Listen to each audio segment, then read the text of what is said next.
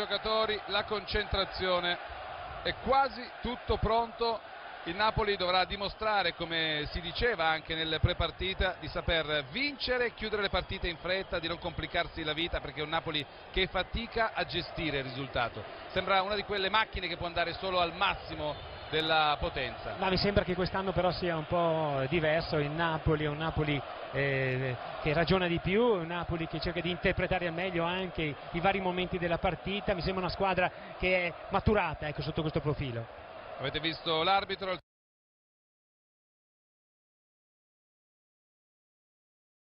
signor Abisso di Palermo, gli assistenti Longo e Del Giovane, il quarto uomo Pezzuto, il VAR Calvarese, l'assistente VAR Pillitteri, perché tutto vada nel modo giusto. I due capitani, o perlomeno il capitano Hamsik, c'è, in attesa che arrivi anche Sau. Eccolo ora che arriva in zona Hamsik. Completo rosso per il Cagliari, tradizionale maglia azzurra e pantaloncini bianchi. Prima curiosità, tutti o quasi hanno subito approfittato di questi secondi per andare a bere, per andare ad rinfrescarsi. È vero, Napoli e Cagliari forse sono le squadre più abituate a queste temperature, ma oggi fa veramente caldo.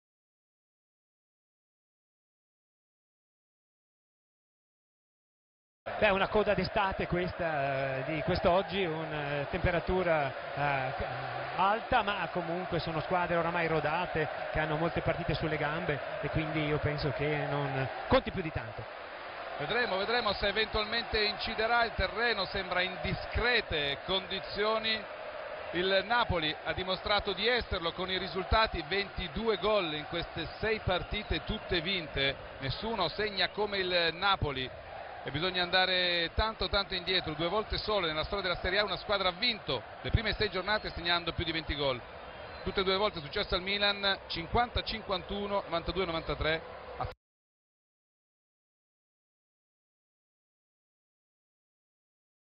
Fine anno il Milan vinse in entrambi i casi il campionato. Il Napoli ci spera, è quasi tutto pronto. Il signor Abisso dà un'occhiata agli assistenti. Primo pallone per il Napoli, Insigne e Mertens per dare il via. Era al di là della linea Insigne, richiamato. Ora è tutto pronto, si comincia. Subito Napoli in possesso e subito pallone scoderato sugli esterni, zona Isai Callecon per Isai. Insigne ci ha provato di testa. Ottima la combinazione, subito l'inizio classico ormai del Napoli con il lancio lungo per poi andare a duellare in alto. Callecon ce la fa e Isai si inserisce bene, un po' timido e Insigne che aveva anticipato per bene Padoin, però non è riuscito a colpire la palla con la fronte. 15 secondi e il Napoli già ha creato un'occasione. Se la gioca col 4-3-1-2 Rastelli, quindi in maniera abbastanza spavalda, anche se faranno un po' fatica. Ionita, Cigarini e Barella dovranno sempre scivolare sul lato palla, perché il Napoli lavora molto bene con le coppie degli esterni, da una parte Isai Callecon, dall'altra Gulam Insigne, e quindi ci deve essere sempre un centrocampista a sostegno da quella parte. Ecco, qui è uscito Capuano alto, non c'era Barella, era partito in alto Callecon per un non nulla. Il Cagliari è riuscito a intercettare il pallone. E adesso Barella prova ad andare, fermato così, calcio di punizione. Si lamentano tutti i giocatori del Napoli. È un ragazzo interessante Barella, perché a gamba riesce ad avere intensità per tutti i 90 minuti, si inserisce in avanti con disinvoltura. Primo gol per lui in Serie A proprio contro la SPAL nel 2-0 del Cagliari. Un po' a sorpresa, visto com'era partito il Cagliari e com'era partita la SPAL. João Pedro lascia l'incombenza a Cigarini. Se forse c'è un errore qui, il Cagliari regala il pallone in avanti. Attenzione a Pavoletti, piede molto alto, colpisce Reina che va giù. Occasione adesso per il Cagliari, anche se il gioco è stato fermato. Sì, forse è partito un po' in ritardo Reina sull'intenzione. Ecco qua, Reina era a ridosso dell'area piccola, non ha accelerato però il fallo è nettissimo proprio, alza la gamba Pavoletti, chiede scusa, si rende conto a quel punto di averla lo colpisce fatta grossa sul gomito, quindi non c'è stato un problema serio per Reina, che come vedete è già in piedi. E pressione alta del Cagliari, sono proprio a ridosso dell'area di rigore,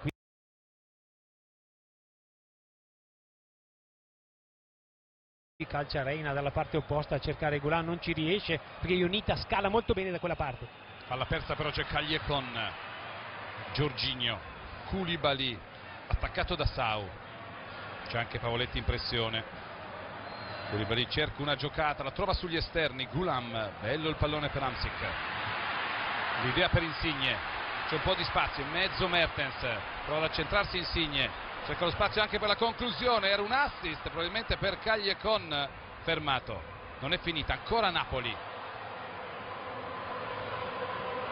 cerca spazio da quella parte, non è facile trovarlo Gulam, allora Hamsik, Mertens al limite, palla dentro per Hamsik,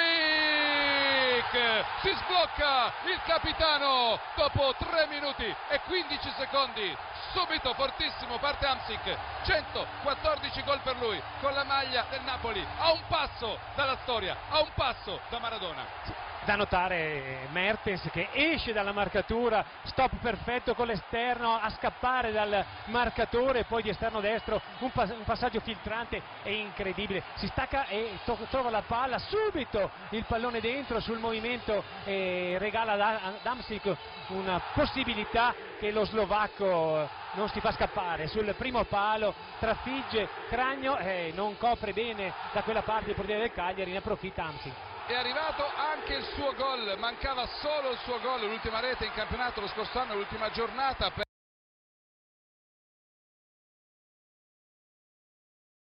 per Hamsik contro la Sampdoria. Quest'anno anche qualche polemica per qualche sostituzione di troppo, lui però sempre molto serio, molto convinto delle sue possibilità e non ci sono dubbi, giocatore straordinario. Per lui 463 presenze con il Napoli, solo Bruscolotti e Giuliano sono stati più presenti di lui con questa maglia, per lui 114 gol con il Napoli a 1 da Diego Armando Maradona, top scorer di sempre con 115 gol. Ma Napoli che gioca come sa, tutto veloce, tutto di prima, difficile ora per il Cagliari. Sì, e Mertens non è solamente un finalizzatore, ma hai visto come collabori con la squadra, come sia così rapido per gli avversari nel gestire la palla e poi la lucidità, la freddezza nel regalare il pallone in maniera perfetta ai compagni. Ancora Napoli, qui il pallone è lungo, prova ad andare Gulam e non lo tiene in campo. Andiamo a bordo campo subito per capire di più di quello che succede laggiù dalle parti di Sarri. Angelo Radice. Sì, che ha esultato in maniera liberatoria, rabbiosa davvero, perché evidentemente capiva le difficoltà di Hamsik in questa stagione. È un gol questo che fa cominciare una nuova storia al Napoli appunto del capitano, e lui che ci ha sempre puntato, sicuramente molto felice di aver puntato su un giocatore che finalmente si è sbloccato. Importantissimo questo, importante come diceva anche Aldo Serena. Mertens nel 2017 per Mertens 27 gol e con questo 12 assist nelle 35 con questa partite giocate con il Napoli, numeri straordinari, 6 gol quest'anno, 4 assist con questo, è un uomo importante. E soprattutto anche in questo caso ha dato profondità alla manovra sul settore di sinistra, perché parte con i tempi giusti, ecco, è stato trovato così in maniera casuale questo ruolo da prima punta, ma devo dire che Mertens in questo Napoli si esalta in maniera incredibile, lui dà molto al Napoli e il Napoli dà molto con il gioco, con fraseggi corti che lui sa far benissimo. Gioco fermato per una pallonata in faccia violentissima per l'ex Cigarini al Napoli nella stagione 2009-2010 con 28 presenze in campionato e 2 gol, 29 in totale. Qui colpito e affondato, il direttore di gara ha fermato il gioco, verrà restituita palla, scodellata palla per il Napoli, rivediamo, pallonata piena sul tiro cross di Insigne. E staremo a vedere ora se il Cagliari saprà reagire. È una squadra che ha delle buone dinamiche offensive, anche una discreta qualità con João Pedro Sau, con appunto la forza fisica di Pavoletti, e quindi non è semplice però reagire al San Paolo solo dopo 4 minuti essere andati sotto. Si è ripreso Cigarini, adesso si cerca di capire cosa fare di quel pallone. Romagna lo restituisce al Napoli, che riparte da Reina. Grande attenzione anche per il giovanissimo Romagna, giocatore cresciuto nella Juventus con Fabio Grosso, ha vinto anche un Viareggio, ha dimostrato tutta la sua qualità.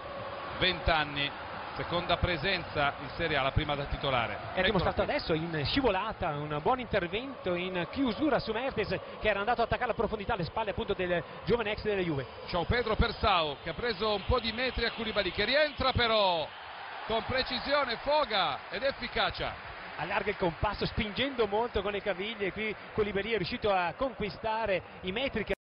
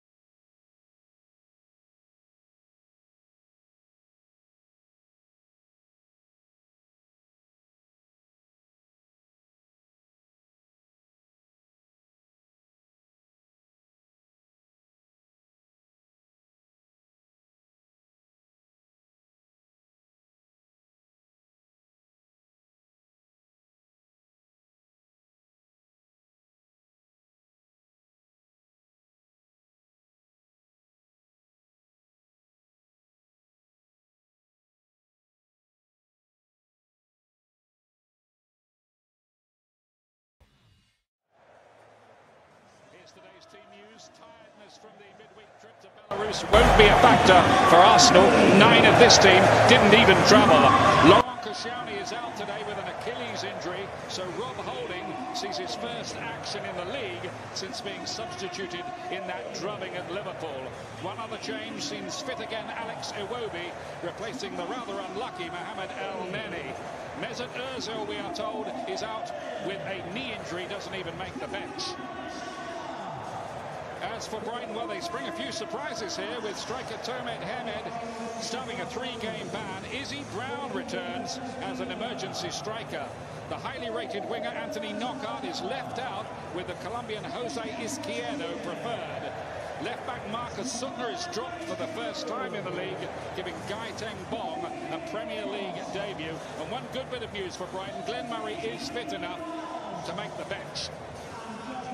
Martin Keown alongside me. Martin, you scored for Brighton earlier in your career. Probably the best goal of my career, so that's what Brighton will be hoping to do today. Brown playing really as a sort of fake number 9.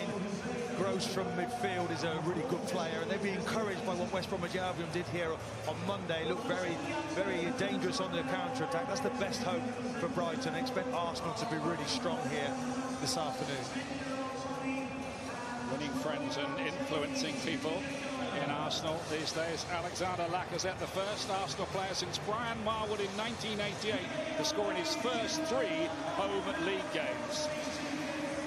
Rather different up front for Brighton, where Izzy Brown, who's normally a creative midfield player, has to step in today with Tomed Hamed's suspension. 21 years to the day since Arsene Wenger was appointed Arsenal manager. Chris Hughton, who played in 12 North London derbies in his time with Tottenham Hotspur. This programme, by the way, also available for BT TV customers on BT Sport 4K UHD, channel number 433, and presented.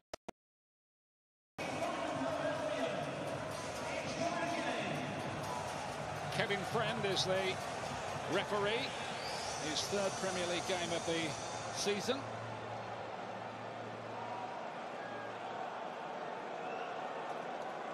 So all set to go on this carefully manicured surface at the Emirates, where Arsenal have won their last 8 games in the Premier League.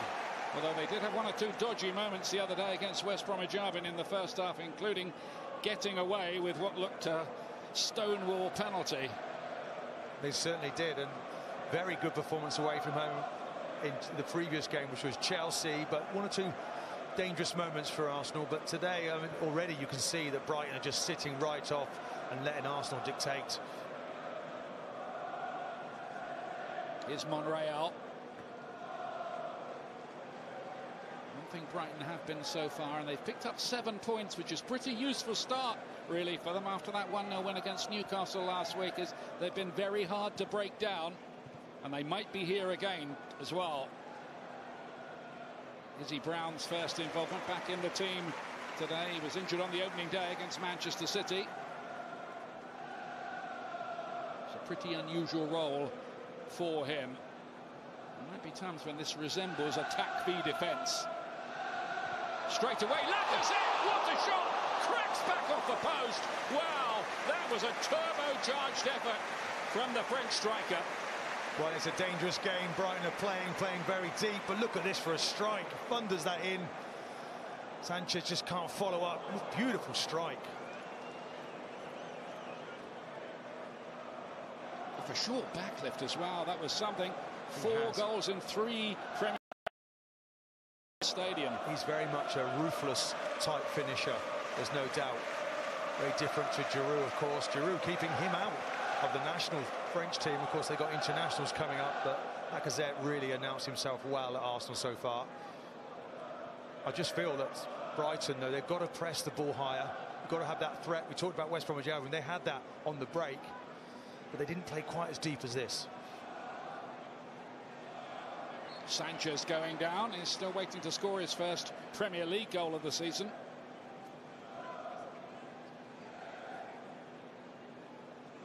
Just gets caught there, doesn't he? They're very much aware of Sanchez and what he can do. think it's difficult when you've been a Championship player. You come up into the Premier League, and you need that good performance. They've been good at home, Brighton, but not away from home. Too long for Bellerin, that one. This is worth another look. This is some hit from Alexander Lacazette. Well, it's the confidence as well. He's a long way out. Why not try one? Can't stop scoring here. I think that post is still shaking.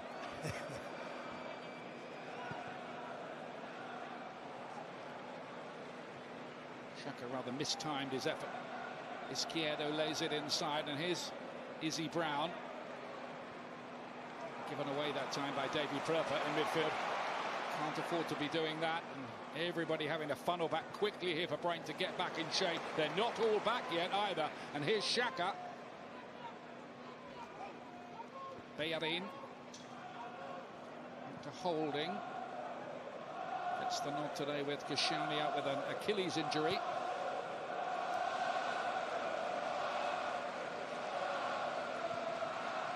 Is Aaron Ramsey.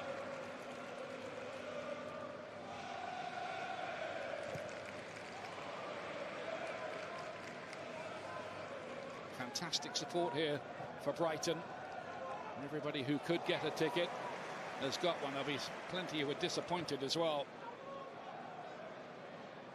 Monreal has been terrific recently for Arsenal, including a great clearance off the line the other day. Lacazette on towards Iwobi. Tough tackling in that defence.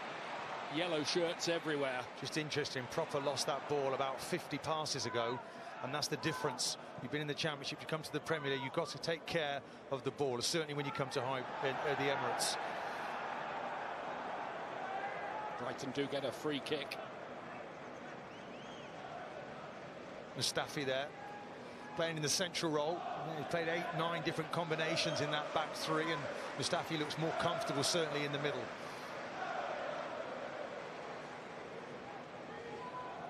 Both Dunk and Duffy, the central defenders, have come forward for this free kick to be taken by Pascal Gross. Flicked on by Brown. Well, it's a dangerous ball in, but it's the first man not doing his job in the Arsenal defence there. As you can see, Brown gets in front of him. I think it's Xhaka. Should be the spare man. Pascal Brown, who made his Brown made his Premier League debut when he was just 16 years of age. So many Chelsea players out on loan, isn't there, all around the place. Sanchez, tight turning circle, typical of him.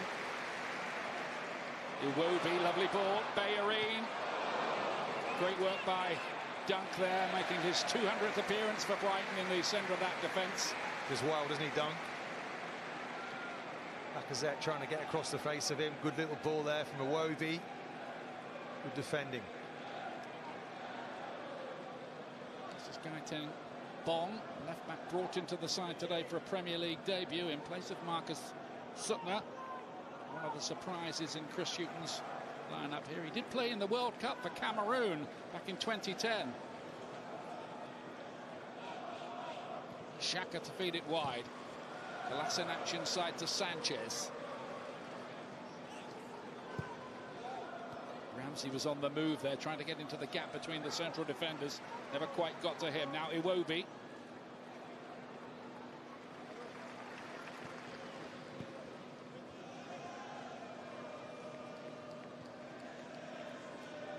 Arsenal unbeaten in their last 31 games against newly promoted sides. Xhaka invited to shoot and does so, charged down by Dale Stephens. Interesting, Wenger saying they're now a new team since that disaster against Liverpool, and I think Iwobi, with no Ozil now involved, Kolasinac on that left-hand side, they look really strong. There's a better balance certainly to the Arsenal team at the moment. Sanchez, not frightened to have a pop from long range, clearly. Expect the keeper to save that. He's just testing him. Giving him lots of space there. It's the Australian Matt Ryan behind it. Do have Tim Krul on the books now, but Ryan remains the #1. Snappy with the header forward.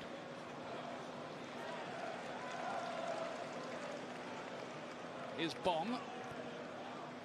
Izquierdo has got some pace, the Colombian. First time he started in the Premier League today. Not seen much of him in possession. He's about doing a job for his team, getting back into shape. Definitely got pace. Too long from Ramsey. Ramsey as a player now is going to get a lot more of a pivotal role now that Ozil doesn't play. Martin, how does a noon kickoff affect the players' preparations? You've got to be up with the lark, haven't you? Well, you certainly have, and abiding memories of going into the canteen. Bolognese, spaghetti bolognese at 8 o'clock in the morning didn't go down well with me, put it that way. Wenger was very insistent that you stuck to the routine and ate the same foods. Spag bol at 8 a.m. Certainly, yeah. Oh, a piece of toast was good enough for me. Cup of tea. You weren't force-fed it then? No, it felt like that. Just the smell of it going into the canteen, it was enough. Footballers are creatures of habits. It does create one or two difficulties. Here's Kolasinac up towards Sanchez. No, that was part of the revolution from Wenger, wasn't it? The diet and the supplements and stretching, and all of it made you feel like Superman. You weren't sure which one of it did you need to drop. So he did everything. Well, you know, players like Lee Dixon and Tony Adams said it extended their careers, all of that. Oh, for sure, there's no doubt.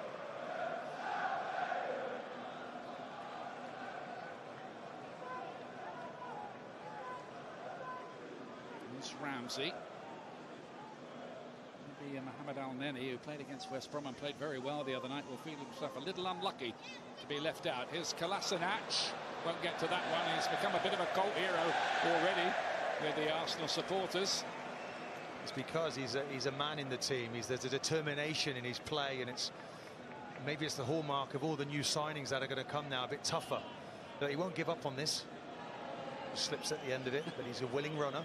So he's been pretty sure-footed as an Arsenal player until that moment. Yes.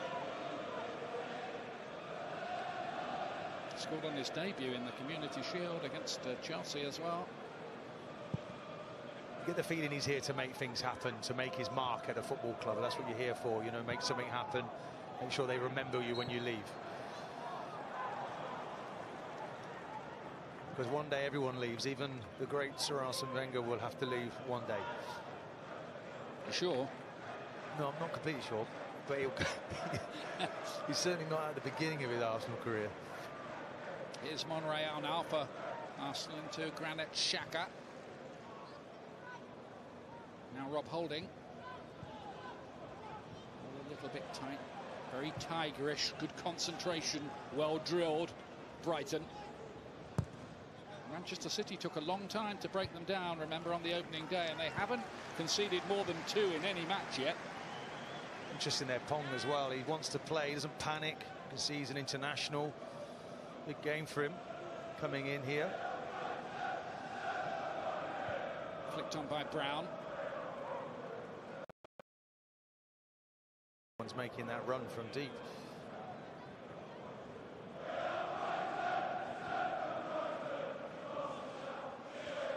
Brighton fans making plenty of noise, all in their blue and white striped shirts, though the team are wearing a chain strip today, presumably for commercial reasons. There's no clash. It's the way the game is these days, I'm afraid.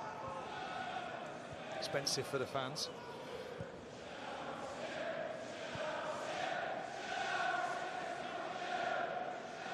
Mustafi to Holding. Those are the only 2 players who travelled to Belarus in midweek, where Arsenal won again in the Europa League. Monreal's looking for a 1-2. Ramsey. Bellerin, all very tight in there. Just going to take a little bit of magic or invention from somebody, and of course Arsenal do have 1 or 2 players who possess those qualities. They do. Very central. Width being created by Bellerin.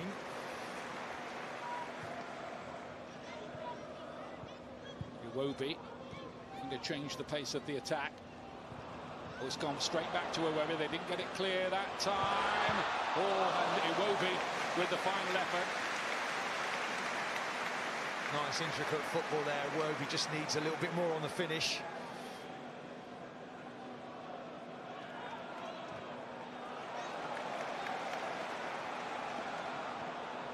Ramsey. Here's Davy Pröpper.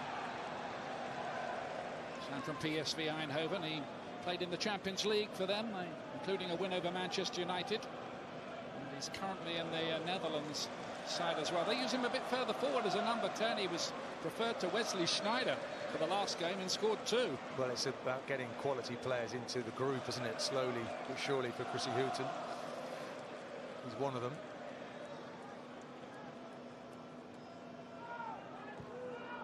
Stevens picks out Gross. Here's Bong. Brighton line 14th at the start of play. If they won here and caused a big shock, they'd be in the top half. Sometimes, you know, I think it's mentality. Gross has received that ball in a good position, then goes straight back.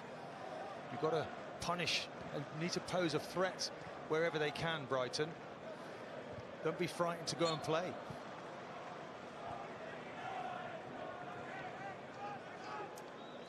Chris Houghton scored and got sent off in his dozen North London derbies, playing for Tottenham Hotspur, and of course he has managed a newly promoted side to victory here, Newcastle, 7 years ago when Andy Carroll got the winner. That was the last time Arsenal lost to a newly promoted side.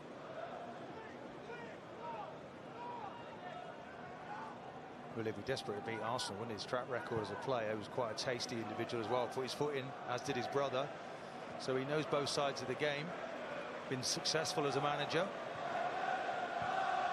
Would love to get something here today. Yeah, he's nearly up to 100 Premier League games now, Chris Houghton, as the boss.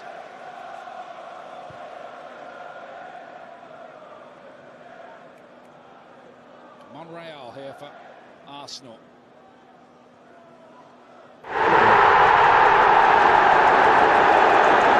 We'll see little staging posts along the way in their battle here to preserve the point they started with. Is it Wobie? Ramsey has come out to Bellerin. Lacazette now. Challenged by Bong.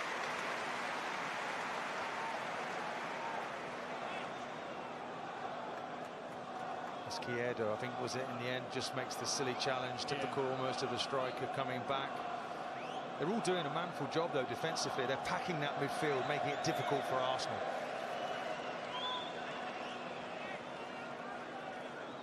Granit Xhaka's left foot, and you'd imagine he's going to really fizz this in there.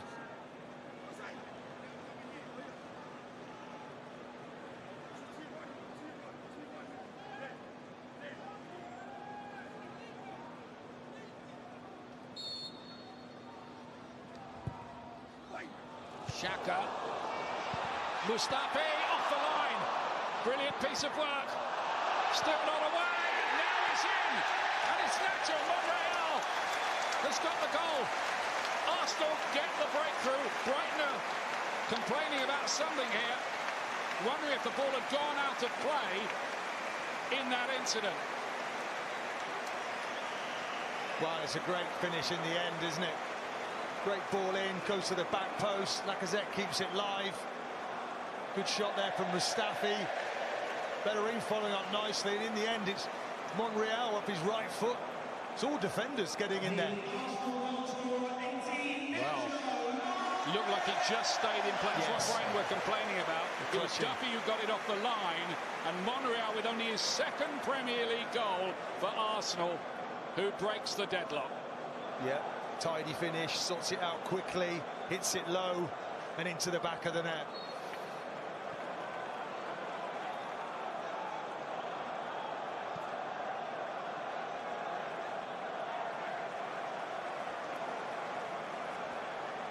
Pascal Gross got booked, presumably in the complaints after the goal.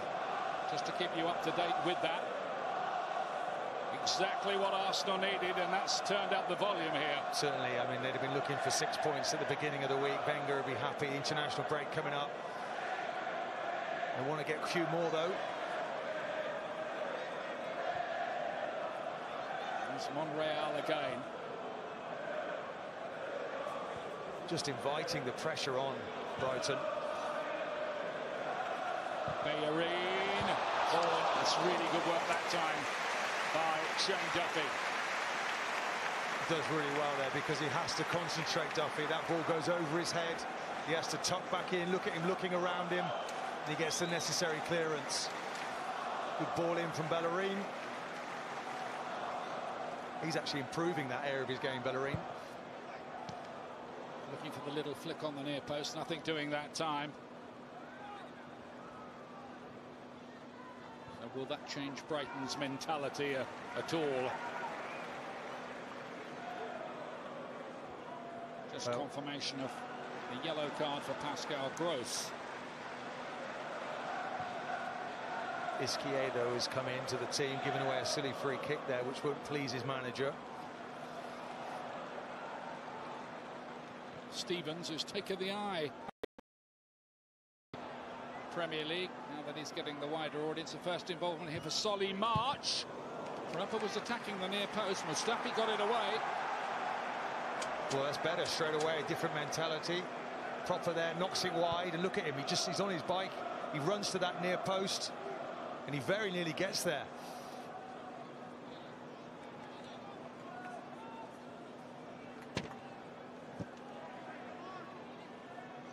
Brighton might be forced out of their shell a little more. Corner kick check. Goes with the punch. Good one too. Back in there, and he's held that under a little bit of pressure from Lewis Dunk.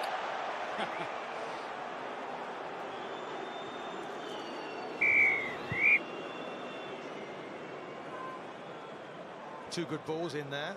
Nobody at the near post for Arsenal. I think Brighton have identified they're whipping those balls in. I'd be interested in the next one, if they get another one, of course.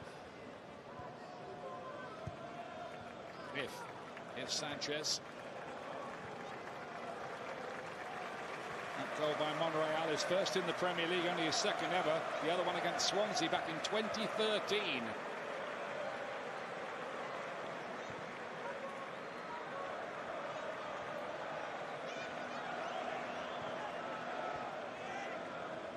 It takes a bit of the pressure off Arsenal, doesn't it, Martin? It does, and it frees up that creative thinking that they have and that technique. They would practice this. I mean, we're certainly in our day with practices with mannequins. We might put 20 mannequins at the edge of the box and try and find the angles, the movement, the passing quickly, all one touch, two touch play. Because the mannequins don't move, do they? It's Sanchez.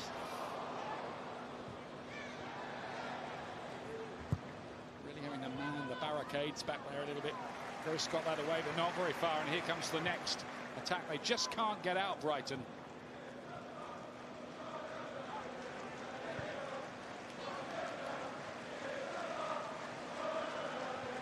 Monreal up towards Kolasinac. The message from Wenger always used to be move it quickly, keep it on the carpet. If you can't get in one side, come out. You keep pulling the team around. You've got to have that central player though that wants to receive it. Xhaka with a little chip. Kolasinac, did that touch his hand? Lacazette wanted to get in on the action there. Now can Brighton break quickly? Here's Izquierdo. Good looking ball that towards Davy Prepper, who certainly was fouled by Kolasinac, but clumsy more than anything else. Yeah, but it's good play from Brighton, prepared to make that run from deep. Diagonal pass for over there. He gets the foul because he's had the energy to travel 30 yards up the pitch.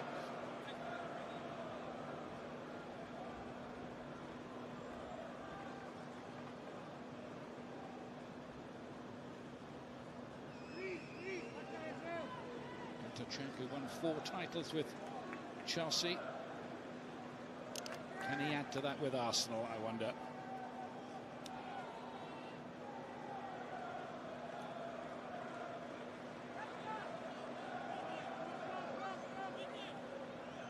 So let's see what Brighton can cook up here.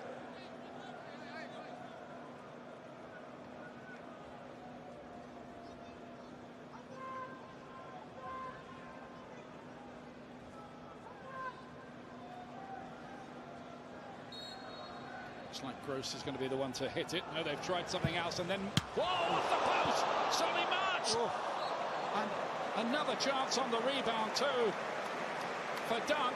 But what a hit that it was from Solly March. Well, it's great improvisation. Everyone's waiting for it to go to the far post, and he just spins off and thumps it. He's got time and space, great technique. Really unlucky there from Brighton. Clever, wasn't it? Worked on that on the training pitch. I've got to say, great free kick routine, Martin, wasn't it? Very good, very impressed. Caught Arsenal napping for sure. And we were looking at it, and Dunk's at the far post with Bellerin. It's a real mismatch there. If it had come in far post, they'd have still been favourite, but that was really good improvisation. Very clever. On the rebound, the ball came quickly to Lewis Dunk. It was a pretty fair opportunity there as well. Tough one, though, to guide that back in.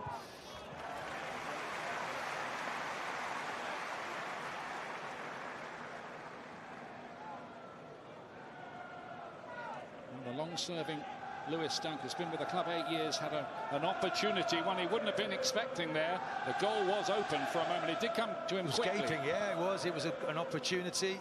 On another day, he puts that in. I think he was as surprised as the Arsenal defence that ball came off the post. March has got a lot of space out there. It's beautifully found.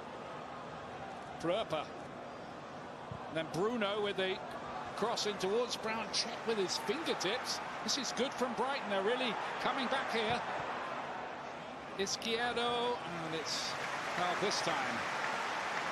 Again, though, it's a midfield player prepared to break, which causes Arsenal the problem.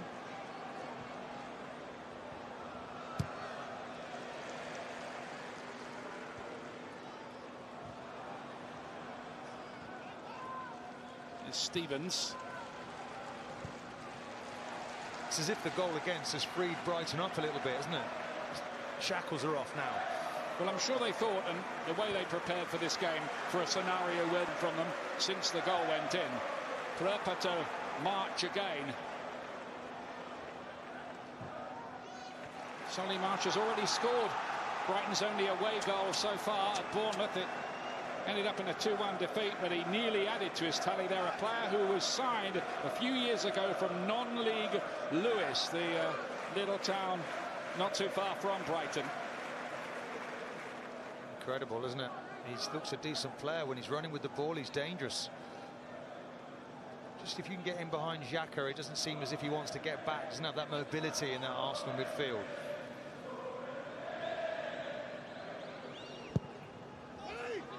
Comes the corner kick, attacked by Duffy.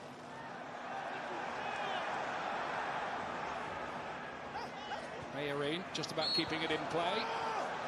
No, he didn't. He got that wrong, didn't he?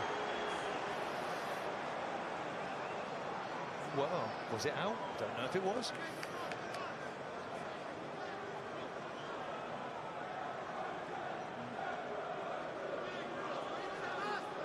Maybe just controversial moment there. Could be. Could be if something comes of this.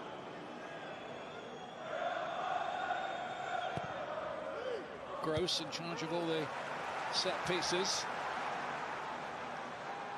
It's been a good response from Brighton since they conceded, but Bong hammers that into touch. Well, let's check this effort. Both posts have been hit in this game, once by Lacazette and then this from March. Yeah, and Donk there trying to, a bit flat-footed when it comes back to him, but great hit initially.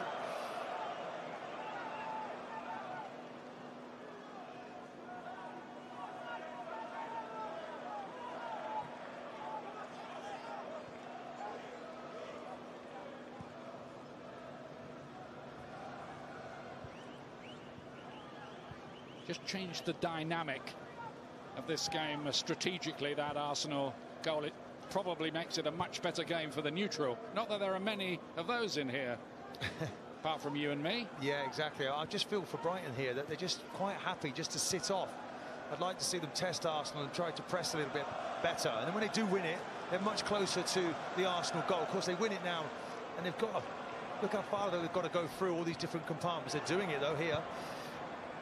Izquierdo.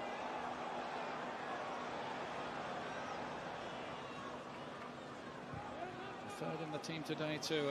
Anthony Knockout with Mark switching to the right-hand side for this assignment. Here's Iwobi though for Arsenal. Little shot from Stevens. Iwobi very strong, still going, and got his shot in too.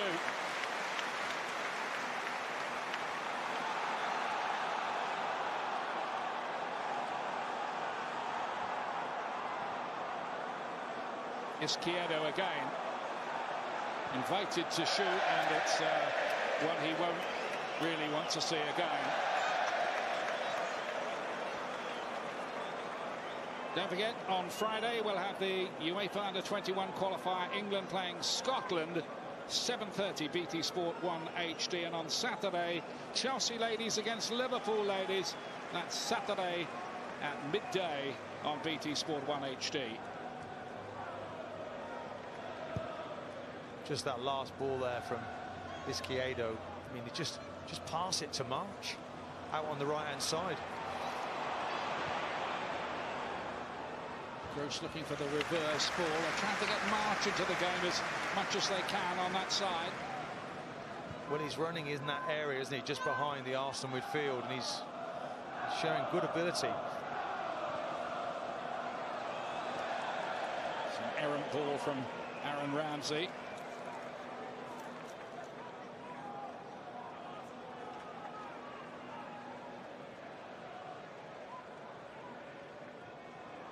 "21 years, a very, very long time. It's his 797th Premier League game in charge of Arsenal, and all being well, he will overtake Sir Alex Ferguson's record of 810 sometime around the turn of the year. He's seen it all, Wenger, hasn't he?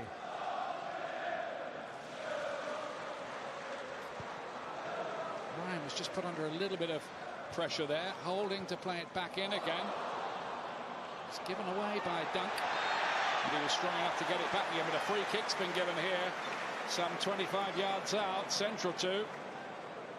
Yeah, it's a throw in, and actually that's the keeper has put the keeper under all sorts of pressure. Good header from Holding.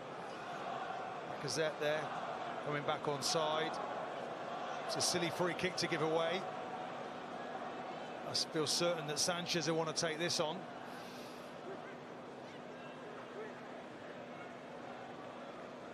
Xhaka on the ball with him. This would do his confidence the world of good. I somehow feel Sanchez though will want to take it. It's a good angle for the left foot though, isn't it?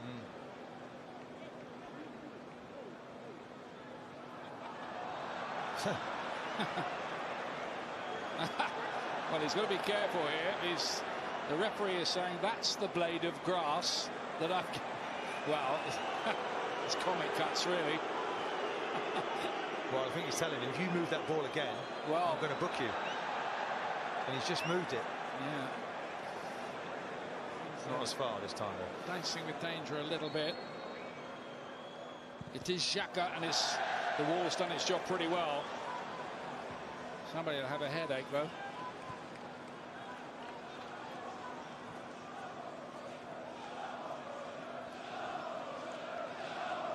There's the goal scorer Monreal to Ramsey.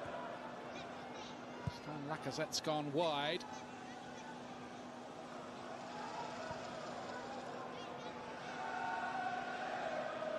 Holding got his first Arsenal goal in midweek in Belarus against Bate Borisov. Getting plenty of games now, Holding. Shawnee going to be out for a little while. It's important that he comes in and does well. Sanchez. So congested in there, isn't it? Sanchez just staying up the middle. The ball was given away. Ramsey. Just for a moment there, Brighton had got themselves into difficulties. It's almost like a training session, a defence versus attack. Away by Shane Duffy, the Republic of Ireland player. Well, it really is. It feels like a training session. I mean, Duffy there, look, he just clears it. For me, that should be heading that out for a throw-in, not for a corner. It's a little bit sloppy. He's inviting pressure. Didn't look far from Dunk's arm as he put it up there, did it? Ramsey was looking for the volley, lost his balance a little. Monreal trying to keep it going. Hooked away by Solly March for Brighton Hove Albion.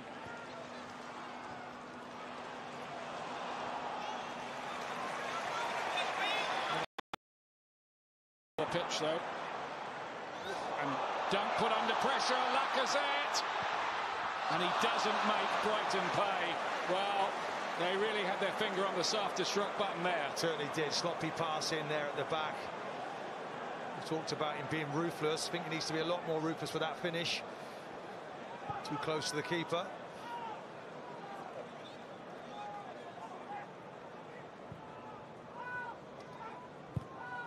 Bong towards Brown. I do have Glenn Murray back from his ankle injury on the bench. He's obviously fit not to do 90 minutes here, but we might see him later. Just a sloppy ball, isn't it, to Dunk? Can do nothing about it. Good movement from Sanchez. There's just not enough in the shot. Very timid effort. Very relieved Pascal Gross, who gave the ball away in the first place. Comes out to Stevens.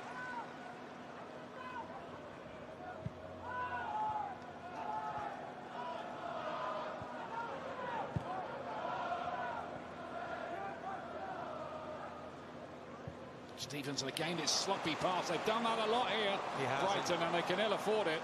Well, he had a ball that he could have played to Brown earlier and he ignored it.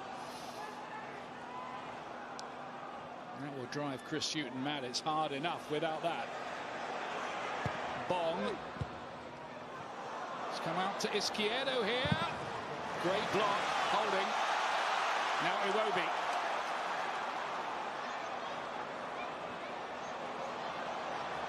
Stevens tries to fend him up. Very strong. It's good play that by Stevens. Really good. Does well, Stevens. Iwobi, though, just a little more craft than that. Tries to take him on for pace. Didn't have enough. Stevens does well.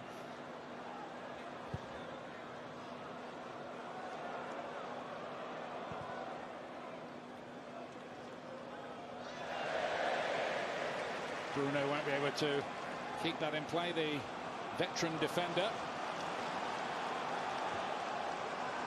Again, Stevens doesn't play it forward. Brown's making some really good runs off the ball, and Brighton midfield just aren't looking at him.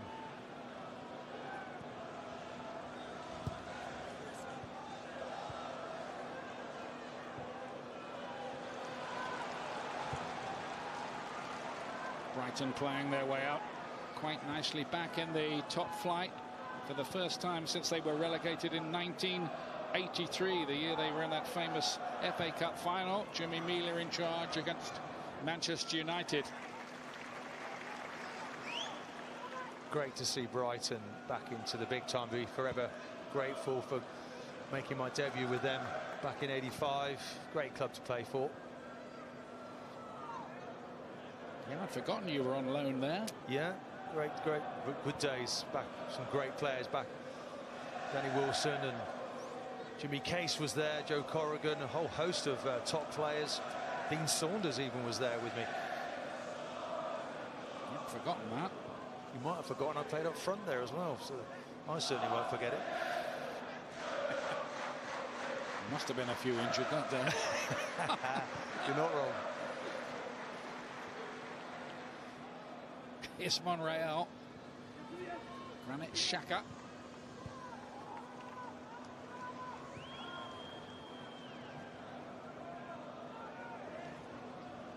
Rob Holding. He's got to move the ball quicker. It's very pedestrian at the moment. Not an awful lot of movement going on ahead of him either. Kolasinac. Mustafi nearly left for Inter Milan in the transfer window. Seemed to want to get away at that period, but he's back in the side there now. Ramsey. Ooh. Did that go out of play? Well, there's another tight line call. Breaks on here. Gross up towards Pröpper.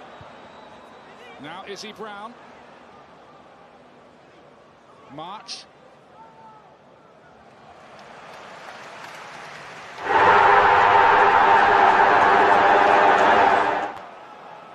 I think if they get to half-time with it just being 1, they'll be quite happy, Brighton. Oof, dear. Sanchez spinning too fast, really, as the challenge came in from Duffy.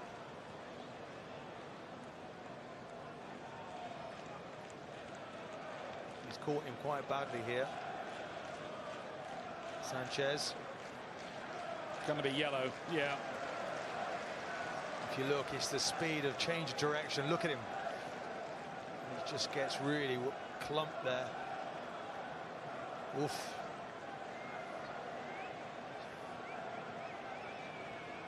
He's lightning quick, Sanchez. It's like ABS brakes when he stops and he turns in a flash. He goes in a different direction.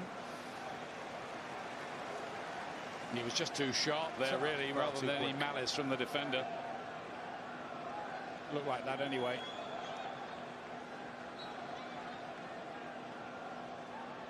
Moving a bit gingerly there, Alexis Sanchez.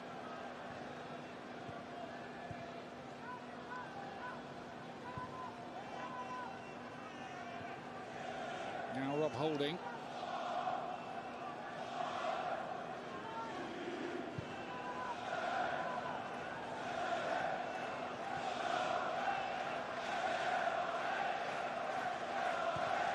Made off by Lacazette, who hit the post with that thundering effort in the opening moments of the game.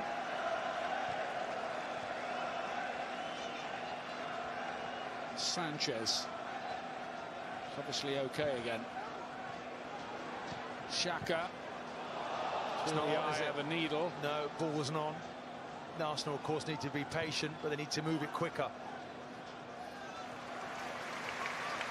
So many of the Arsenal players want to play in that sort of number 10 role. Don't forget, in a couple of weeks' time after the international break, we'll be back. BT Sport Score 2:30 Saturday afternoon. That'll be followed by Watford against Arsenal from 5 o'clock. And as usual, all the hot debate on Premier League tonight, right after the game. It's after the international break, the 14th of October. Gross, nicely done to Gaëtan Bon. Just took a bit too long to get his cross away. Xhaka got the challenge in. He did, he took over long, he took an age. It was great play there from Gross. Puts him in and he's got to whip that ball across the Arsenal goal.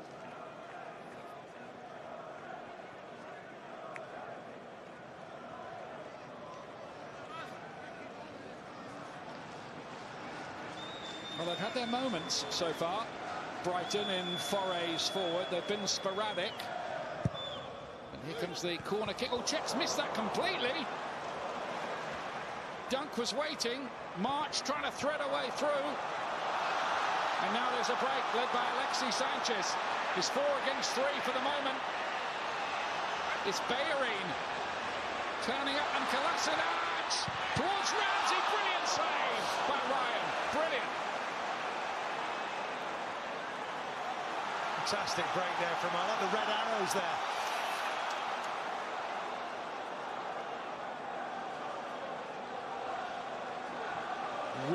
Really good effort by Matt Ryan to save that one, and then it's wide by Granit Xhaka, but he's kept it to 1, the Australian goalkeeper. Well, it's just a corner, isn't it? And it's a break from Sanchez. Bellerin giving that pace on the outside. Kolasinac as well, then the overlap. And it comes to Ramsey, and you think it's in the back of the net. What a save that is from the keeper. He's almost on his own there against 5 Arsenal attackers, the keeper. Should score there.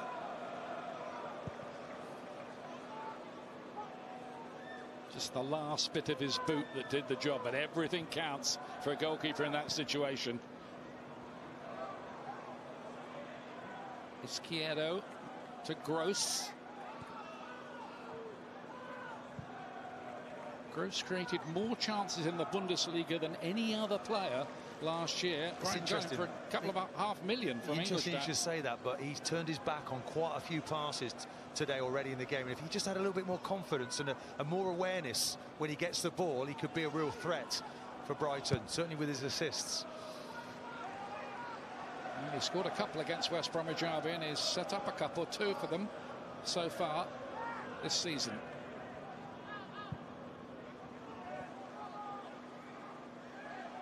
Here's Bong.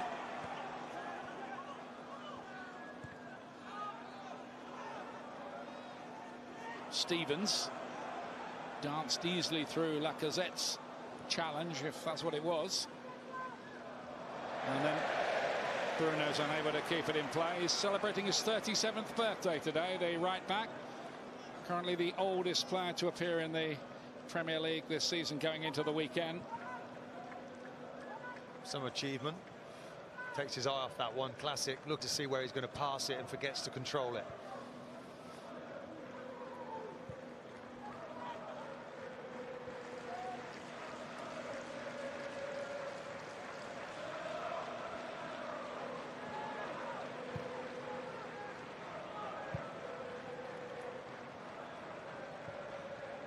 Sanchez.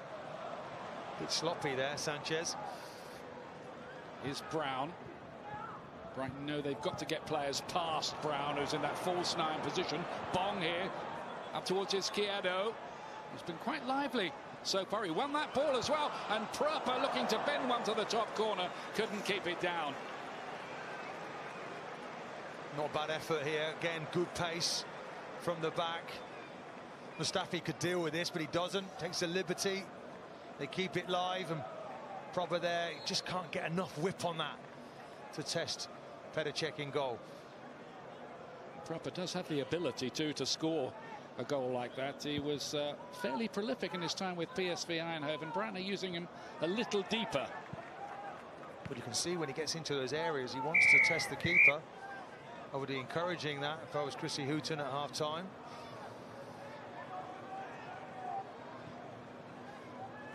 Good little spell here for Brighton. As half-time approaches, Bruno, Proper, nicely done. Bruno again.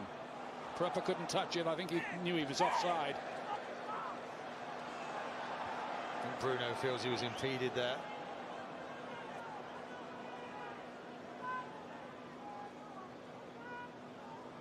A fascinating character who insists on going to bed at 9 o'clock every night, not looking at any screens before, and swears that brown pasta is a vital part of your diet. Well, there you go. Plenty of sleep is always the answer, isn't it? Used to get 3 hours in myself every Friday afternoon. It was years ago. It was 9 o'clock the next morning for some players. Well, interesting.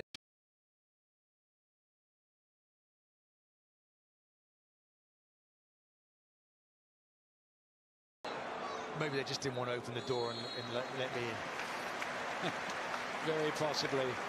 Well, the game started explosively. Alexander Lacazette, fantastic long-range effort against the post. Solly March did the same for Brighton a little bit later on in the game. Great effort, unlucky with that one. A wonderful save from Matt Ryan, but only one has gone in so far. And it was Nacho Monreal with only his second Premier League goal ever that gives Arsenal the lead at half-time. The score here, Jake and the boys with some analysis in a moment, but half-time here then is Arsenal 1, Brighton and Hove Albion 0.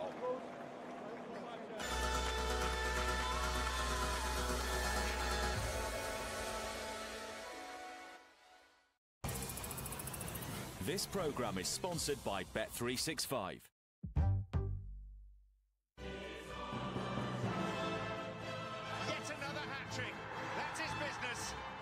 De Bruyne! Beautiful strike. Really nicely done. That's an excellent goal from Liverpool.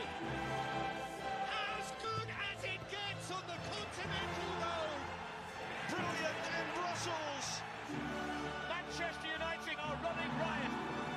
What a start to the Champions League campaign. You can find us in every corner of the world, watching, listening, and analysing. We are everywhere. And we see everything. We are members of the world's favourite online sports betting company. And we gamble responsibly at Bet365. We're driven by something different. An ethical approach to banking shaped by real people, our customers. We ask them what sort of bank we should be. Their voices still guide what we do. The Cooperative Bank care about the things I do. Make sure money's put to good use. And campaign for what's right. This is the Cooperative Bank's ethical policy. Thank you for helping us make a difference for 25 years. They say home is where the heart is, but you can't always be there. With my invention, the Ring Video Doorbell, you're always home. We're home. Hey, how was school? It was all right. Good. Hey, do you fancy a takeaway later? Ring lets you see and speak to whoever's at your door from anywhere. And Ring's two-way talk and HD video keep you connected to your home like never before. With Ring, you're always home. Available at ring.com and select retailers.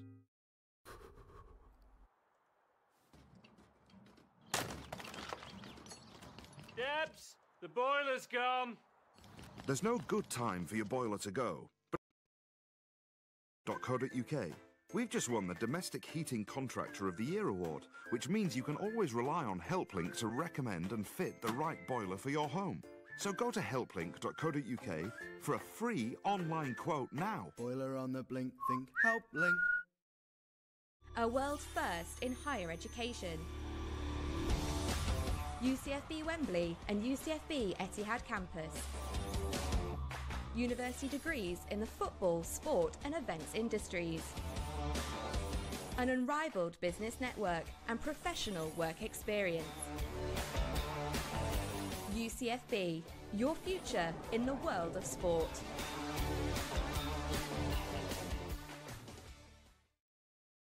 You want to strike fear in the Nazis? You want to cause some real havoc? Well, then you come to the right woman.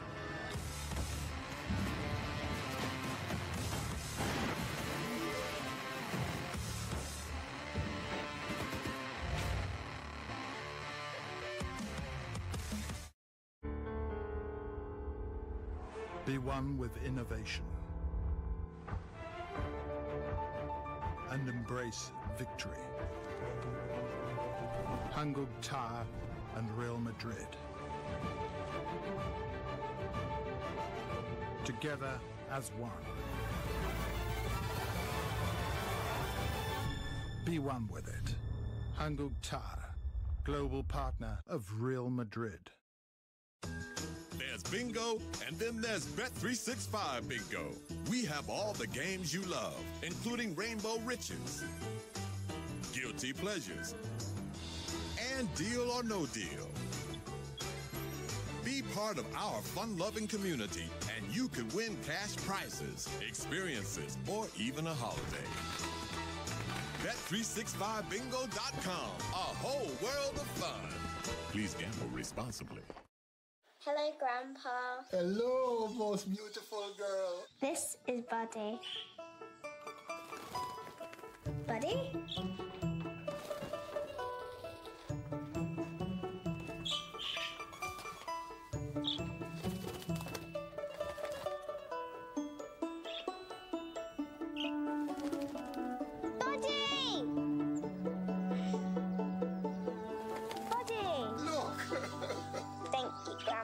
You're welcome, Princess. Stay connected with BT Infinity. Faster Wi-Fi around your home than major UK broadband providers. Be there. BT.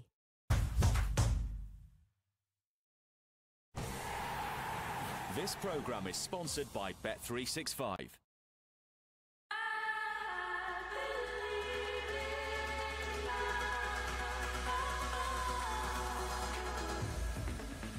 Arsenal lead, they could have had more than one, mind you. Brighton with a couple of chances as well. Just to remind you that straight after us, we've got live Aviva Premiership action. Wasps against Bath gets going here on BT Sport 1 and in 4K Ultra HD at 2:30.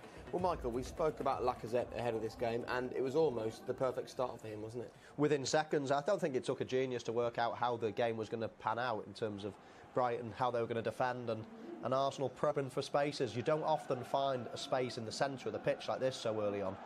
But it was a fantastic first touch with the left, and then he thumps it with his right. You see all the bodies around Lacazette, but it's just a quick touch and a quick shot, and it rattles the post.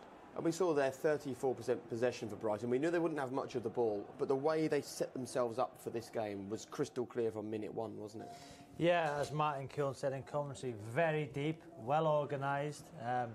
Hardly any space between the lines. Look, in that situation, it's like a 4-5-1. So Gross has dropped in to make, the three in the middle of the park. Deep, good communication here. This is the goal. Obviously, all the blocks are throwing the bodies on line, which you've got to do when they come here. It seemed every ricochet, Michael, went to an Arsenal player, but the ball didn't go out of play. Good decision from the linesman. And you're certain about that?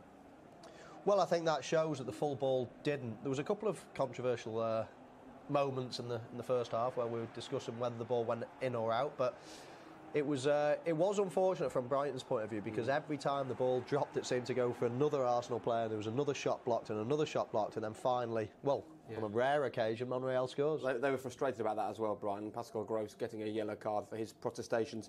But actually, it changed the way Brighton approached the game, going a goal down, didn't it? Yeah, they have to try and get that equaliser, but this is probably the first occasion when they had people willing to run forward. Look, they've got 3 or 4 men running forward there. They get a free kick, and what a free kick it was, Michael. It was another ball that rattles the post. A great strike from Solly March. And I just think that attack that led up to the free kick is exactly what Brighton needs. But the problem, or the key element when you're trying to counter-attack like that, is the first ball and the first, Izzy Brown, say, holding the ball up. He's got to hold it up perfectly to then build a foundation for them to attack. And then, as I said at the start of the game,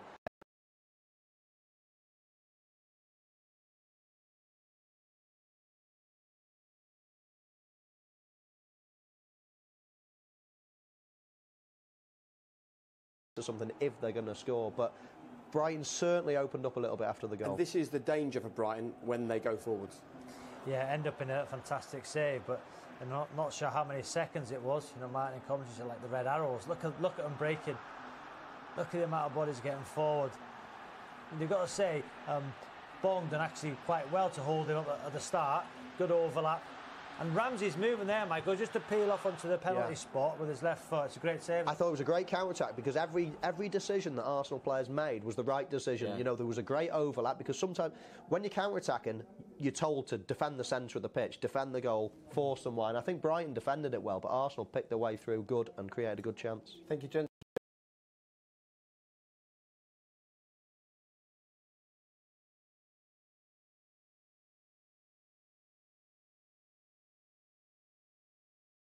Goal to nil, but I don't think Chris Hughton will be too frustrated, despite the fact that Nacho Monreal has scored his first Premier League goal for 4 years. Brighton are still in this and showing some ambition as well. See you for the second half next.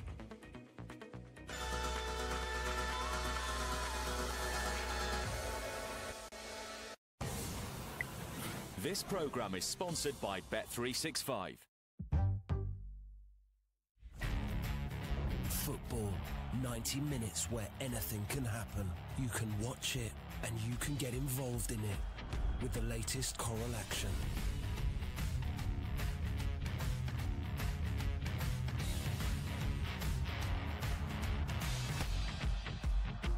Coral, jump in. Available from App Store and now Google Play. When the fun stops, stop. We strive toward this dream of peace, where all species can share common ground, yet no dream will protect us from you. We have been waiting for someone worthy of our attention. You know what we need to do? We need to win. That's the spirit.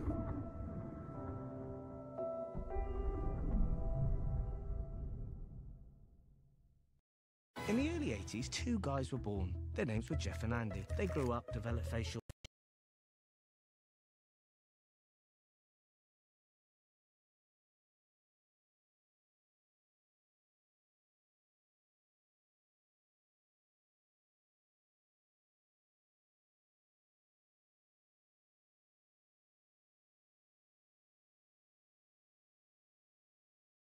buying... Spider is no energy.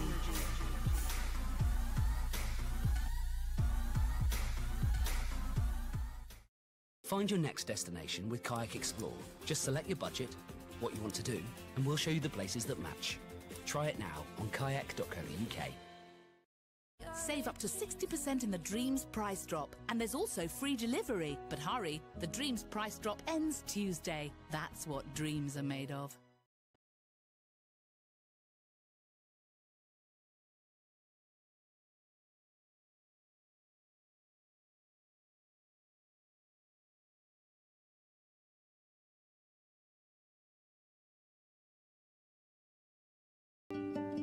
For plans. For 200 years.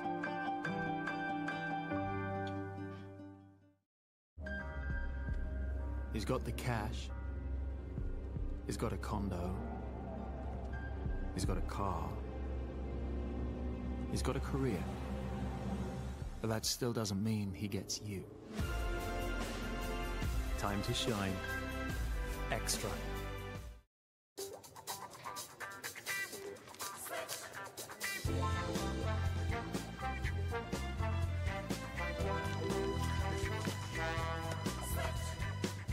Switching personal and business current accounts has never been easier. Over 3 million people have moved bank accounts with the current account switch service. Members of the Federation, we do not desire to know you, but you will know us. Captain, incoming.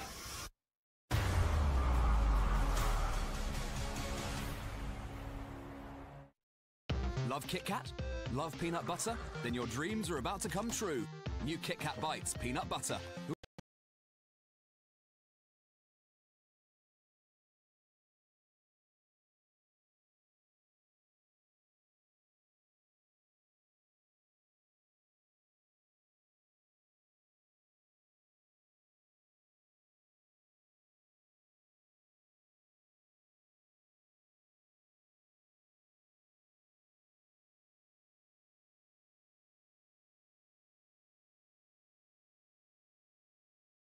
However you break, have a break, have a Kit Kat.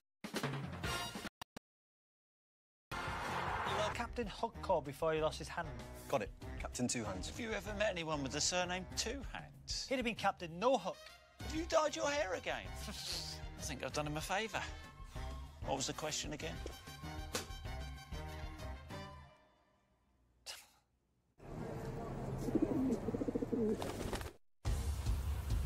This programme is sponsored by Bet365.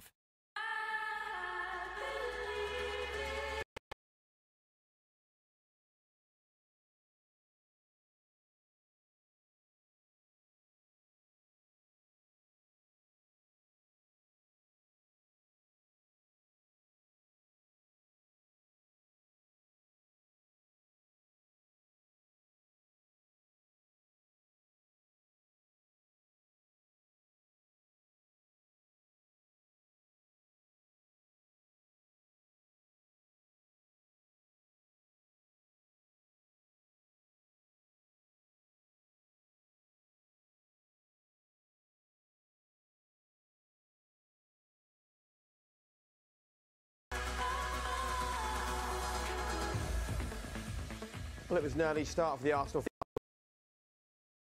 And they'll continue to be in this second half because Brighton, the longer it goes, the more they're going to have to commit forward. And of course, Arsenal, there's not many better teams on the counter-attack. Always great to hear your thoughts, gentlemen. Thank you very much. Let's hand back now to Martin and Ian.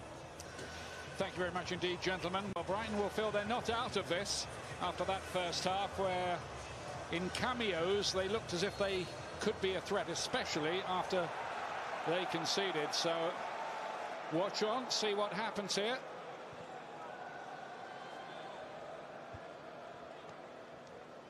Here's Brown.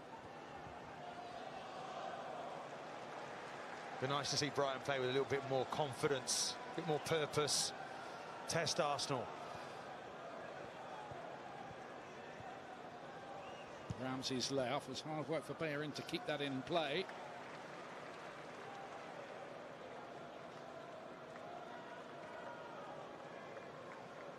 Stone-faced Steve Bold, who you know well, of course, alongside Arsene Wenger.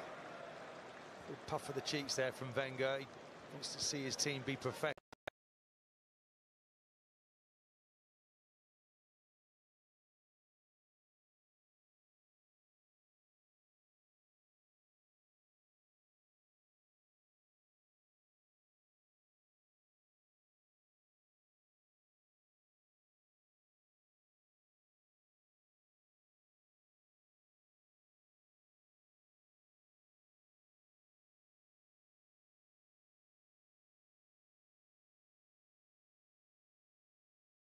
Ball quicker in that little pocket that we talked about.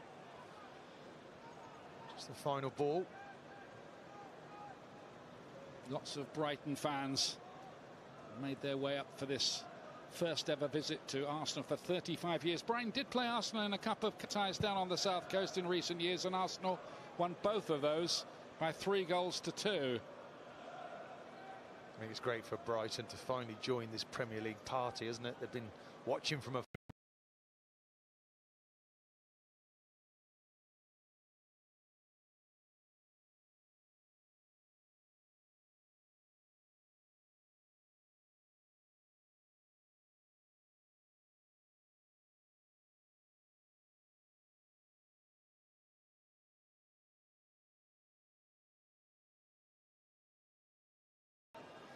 for so long.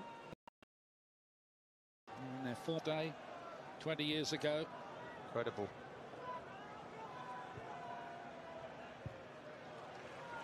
And here they are at Arsenal, and proud to be here as Back Bruno plays a nice ball here to Solly March. Gross was looking to turn that into the path of Izquierdo. He's tried to lift that, and he really should just let that run across to his left foot and then plant it out wide. They had a man over there.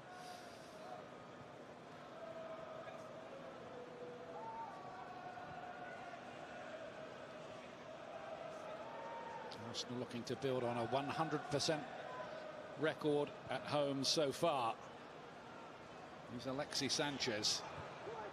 Lacazette, wonderful block there by Duffy. Really comes alive around the penalty area, does Lacazette. Only Edinson Cavani scored more goals in the top flight in France last year.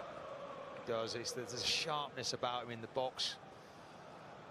Duffy's a long way away from him, but manages to get the block in. Strangely left out the team at Liverpool, wasn't he? Well, you just look there and you think he's the guy, he's the saviour, he's been brought into the club, and then he was sitting on the bench. When he did come on, he came on as a wide left winger, so he's very much the striker.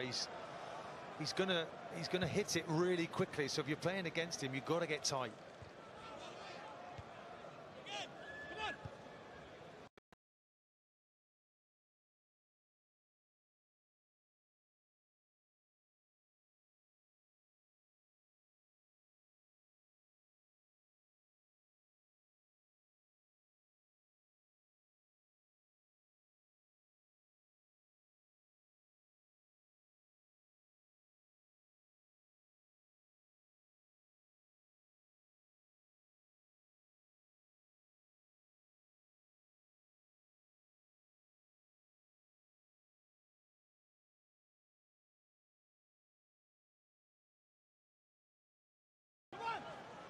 Can he keep up his record of scoring in every home league game so far?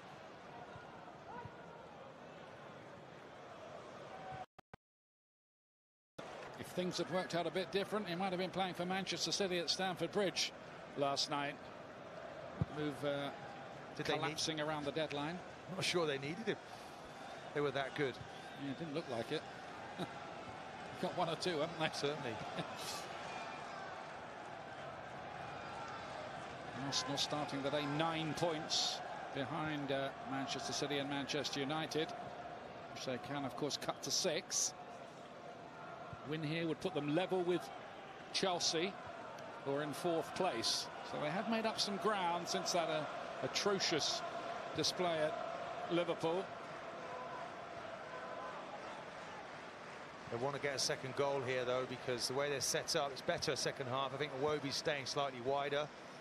Ramsey goes so high in the midfield, he leaves Xhaka all alone, so the counter-attack's on for Brighton. Certainly part of their game plan. Ramsey there, got the sandwich up just to lift that into the space. Bruno had to give away the corner. Yeah, Sanchez looks like he's in the mood second half. He's involved in everything for Arsenal.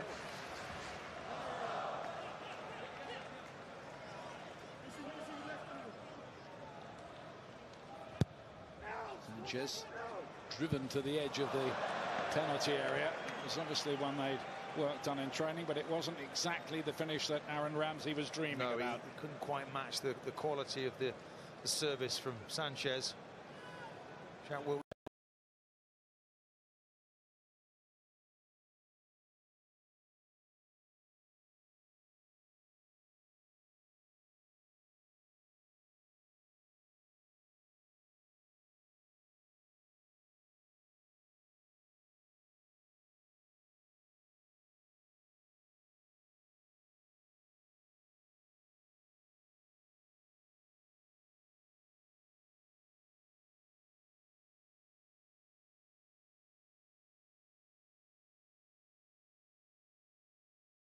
He can get on. Maybe there needs to be a couple of more goals before he can do that. He's getting fit. Playing one game a week, which he was available for. Lost his place eventually, got the injury, but got plenty of football in. At the moment he waits anyway. Arsenal go in search of a second goal, which would make certainly everybody in red and white here relax a little bit more. Xhaka lifts this towards Kolasinac. Back to Monreal. The unlikely source of the Arsenal goal. Ramsey. Look how well organised Brighton are back there. They are, but at times it's like a traffic jam. There's so many Arsenal players wanting to go into that central position. You've got to keep your shape for the team. Xhaka. Sanchez. Flick forward. Headed by Ramsey. No problems for the goalkeeper, Matt Ryan. Yeah, it's a great ball from Sanchez. Look, there's no backlift at all. He's able to flick that in there. The defender just gets there first.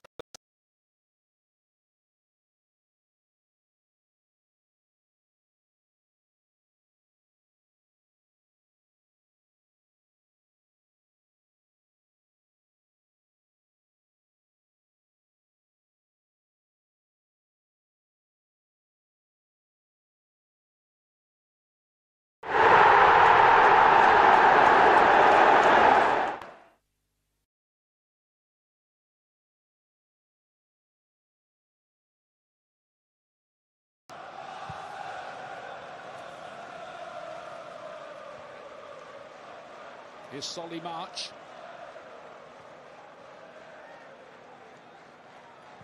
Stevens.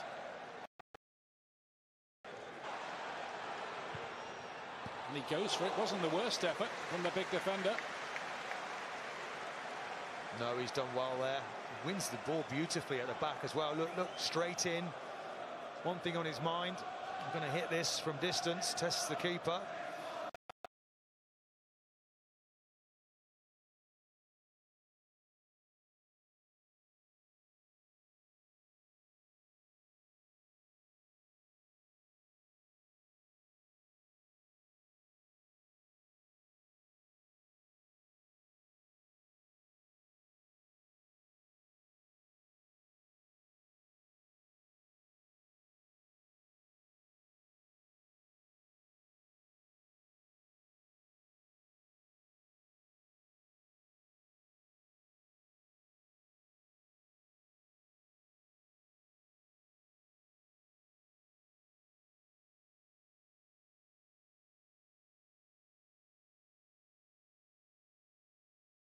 just interesting, really. It's the Arsenal players don't seem to run back near forward.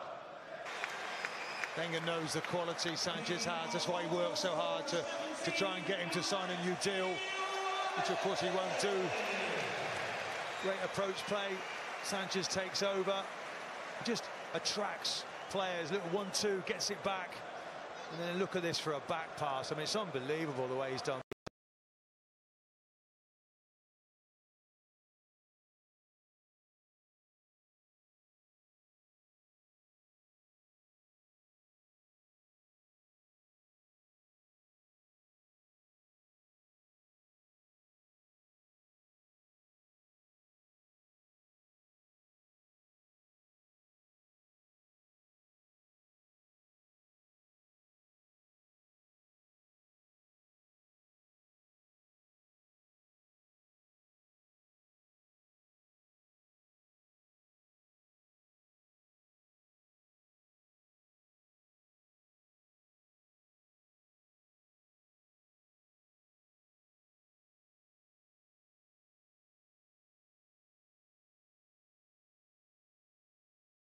Wider position, he's becoming too deep, too central. Keep that shape. And as resolute as Brighton have been, there's sometimes something as clever as that is very hard to defend against. It is. I think shape is really important. We saw that. And the way forward for Izzy Brown. One thing about Sanchez.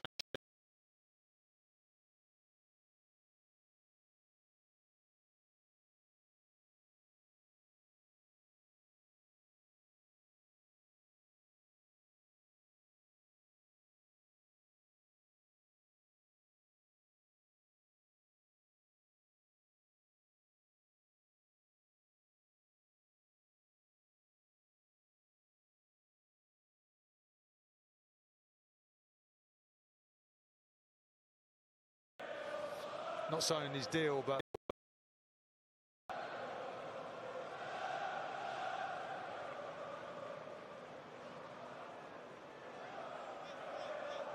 certainly coming to life in this second half, Alexis Sanchez, after all the talk to win back a four. And why is he lifting it? It's just so totally the wrong pass. Lacazette's.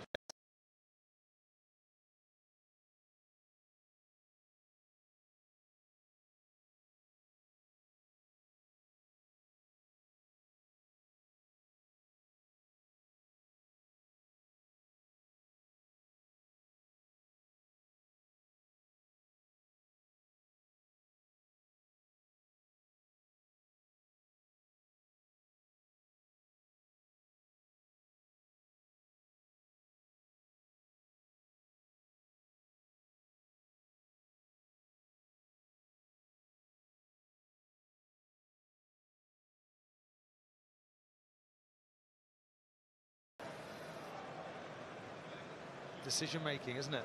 Even for the best players, they can get it wrong.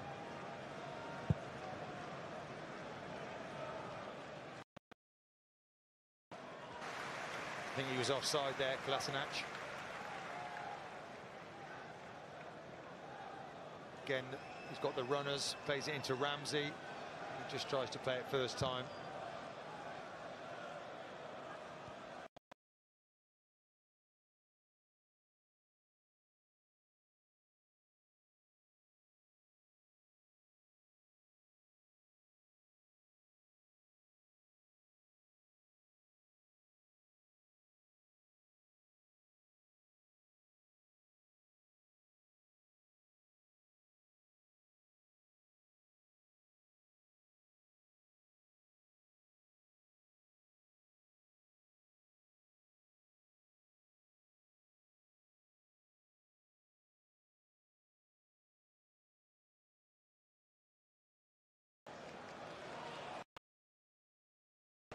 They've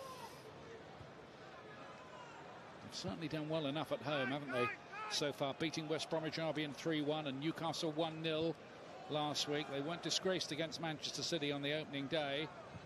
Just the... Now then, Lacazette. Now the free kick's going to go the way of Brighton here. Lacazette looks bemused, to put it mildly.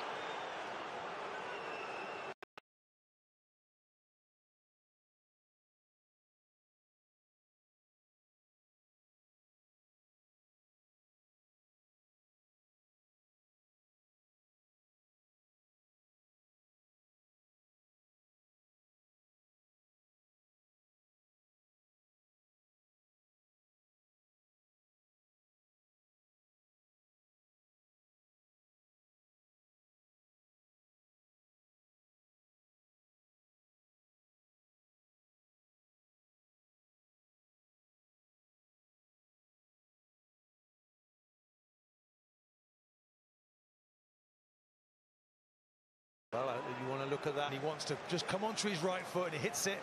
I think the defender gets a touch on that as well. See from the replay. Just manages a lucky clearance. Oh, Kolasinac off the line by Solly March. Back on the line, there's the... That not...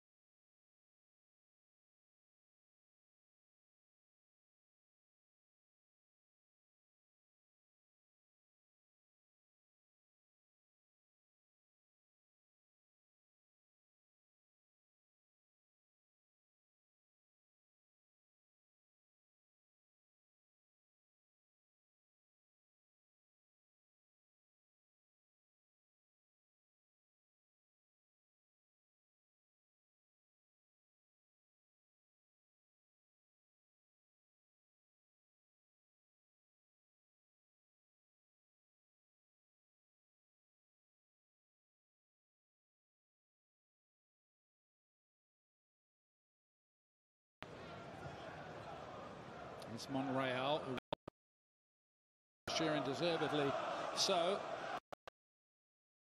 Consistent.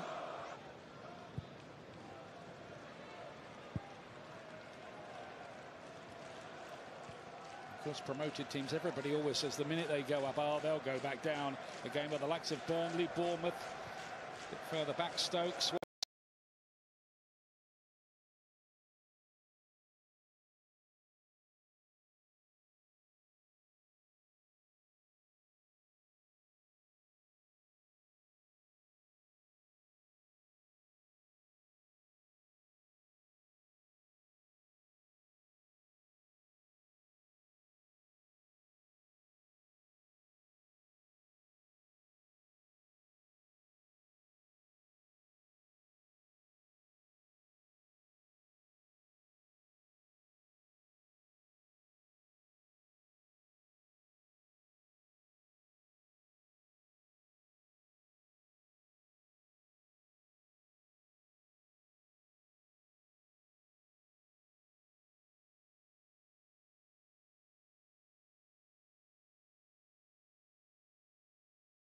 Day. Fun game for you from 7:30 on BT Sport 1 HD, and on Saturday Chelsea ladies against Liverpool ladies, and noon is the time for that.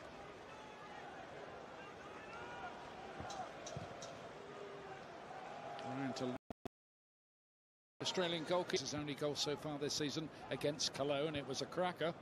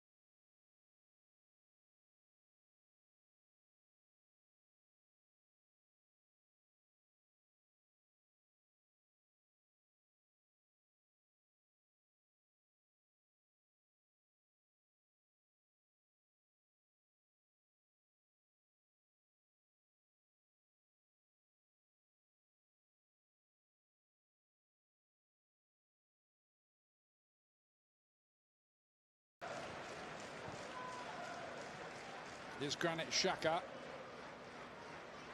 Just beginning to find little holes to operate in here quite cleverly. Alexis Sanchez there with a improvised toe poke. Don't see many of those. He's on. It's Kolasinac back to Monreal. Arsenal looking in pretty total control of this at the moment, you'd have to say. It's going with.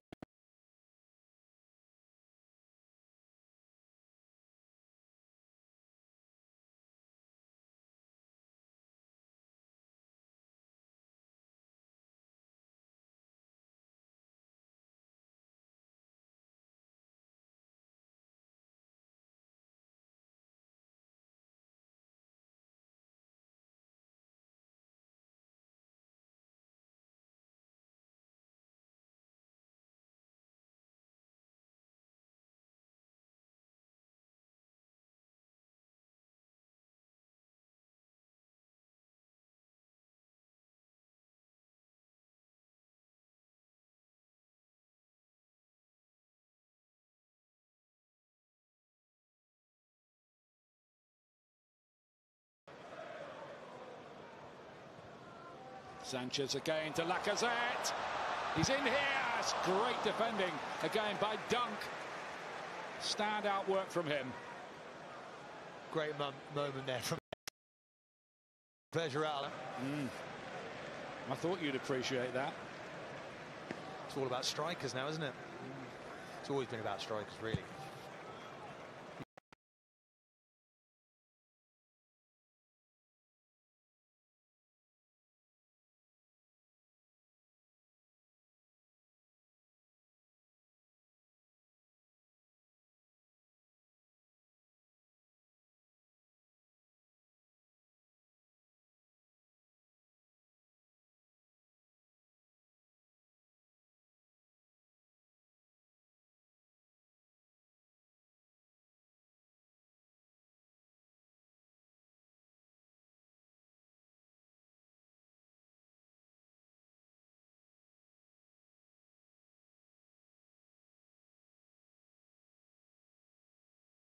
Football writers haven't voted any defender Footballer of the Year since 1989. Just to underline your point. Team, he's the superior influence in that side. Olivier Giroud reached 100 goals for Arsenal. He's about to come on. That seems to be his role these days, super sub. And Theo Walcott as well, a couple of goals in the week.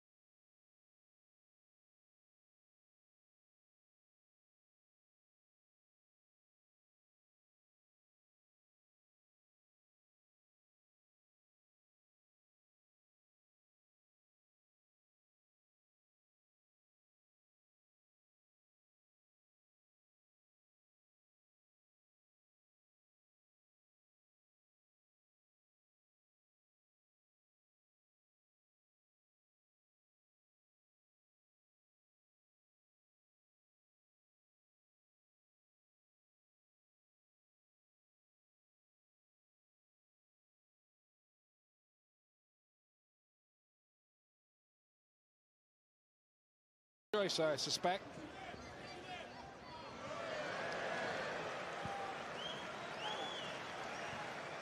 I think Iwobi is going to be one of those substituted in a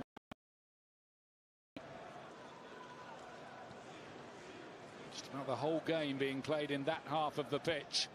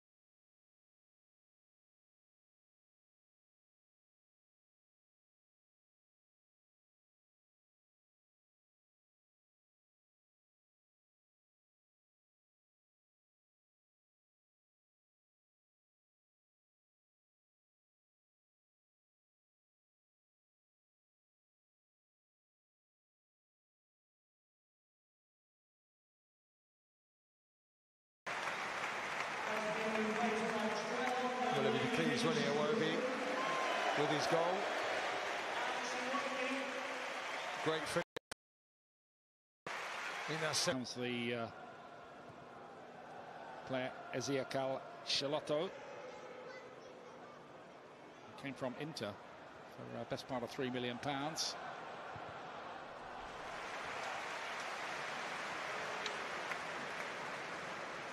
It's cameo performances, isn't it, now for Theo Walcott? It's always difficult for a player to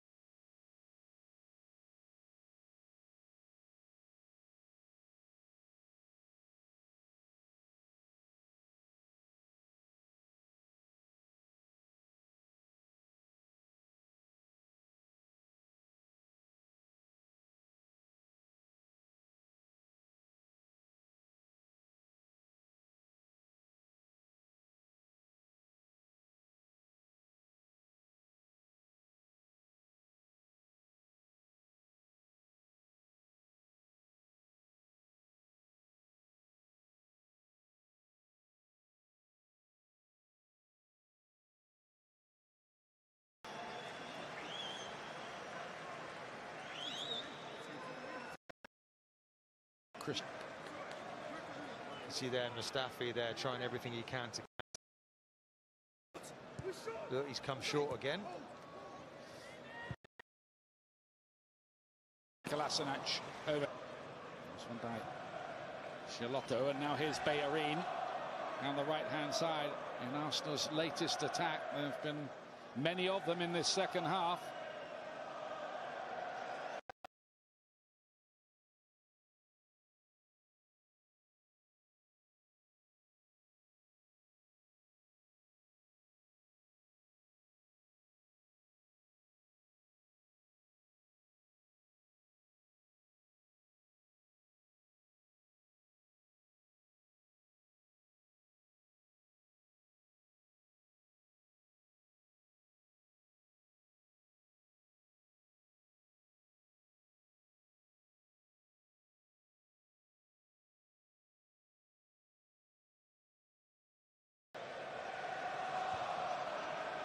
Is Brown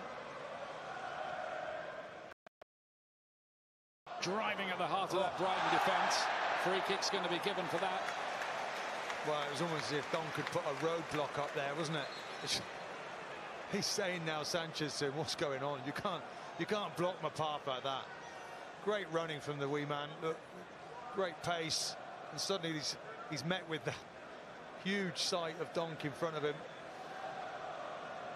Just takes him out.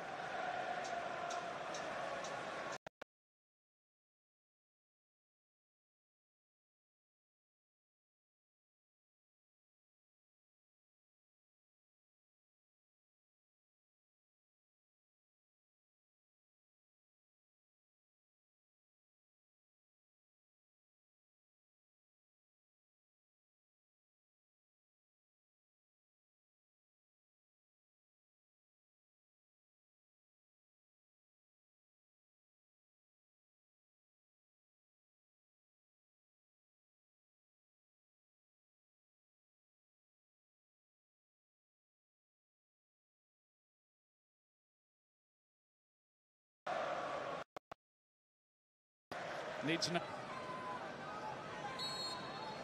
It's going to have to be a good one. Not good enough. No, but it's a huge wall in there, isn't it? Just looking at the height of that Brighton team, and he's got to get that up and down. Just not got the technique today.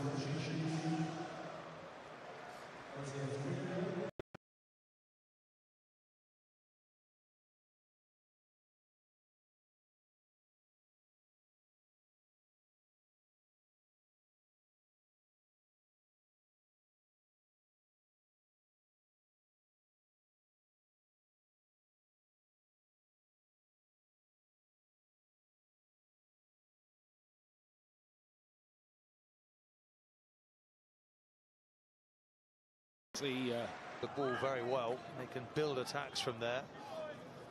Got to get the ball first, though.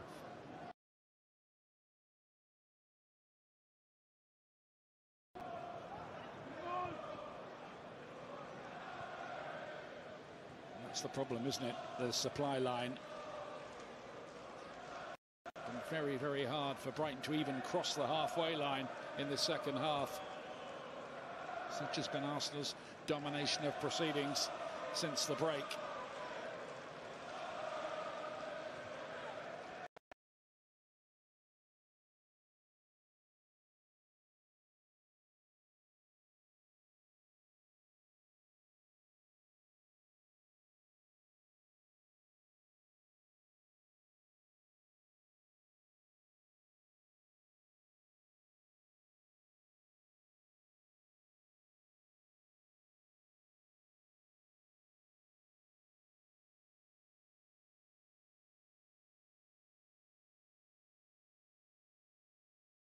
He's quick, but not that quick. International break next week, but then after that, we'll be back with BT Sports Score, all the latest scores as they come in from 2:30 on Saturday, October the 14th. That'll be followed by Watford against Arsenal live as our evening offering, and after that, it all discussed and dissected in Premier League tonight with Jake Humphrey and the team in the evening.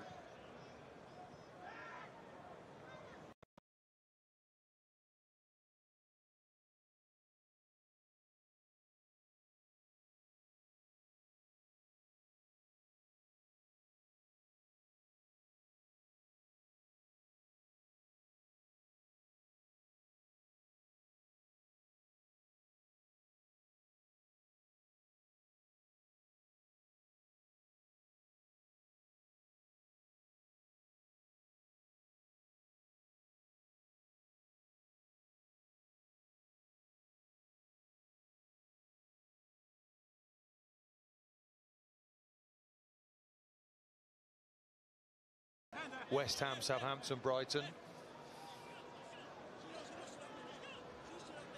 They'll see all of those as a more realistic chance of picking up points than this obviously very difficult away assignment.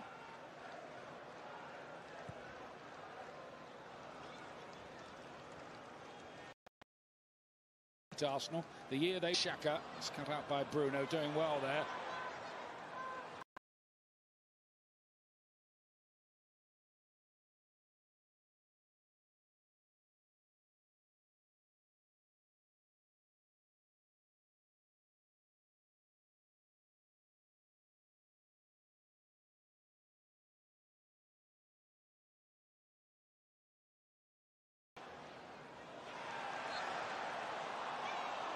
Knockout wanted to foray forward there, but the play is going to be pulled back. Just gets taken out, doesn't he, by Murray. To Bellerin, who was used as left wing back, wasn't he, for a couple of games, which was a bit of an eye-opener. Was a bit of surprise back in his more familiar slot now. Rather suits him, that wing back role. He needs to be on his right foot. Certainly in the final third, wants that picture to be the same. And a score already this season against Cologne, Bellerin.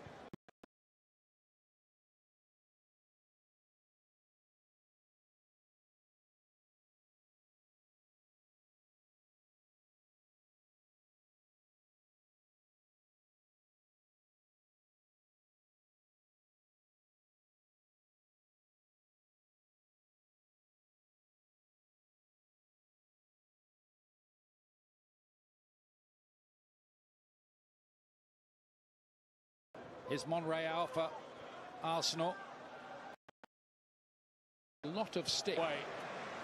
It's important though now they practice, almost use the game as a practice to these patterns, get the partnerships right, the movement patterns, the creative thinking.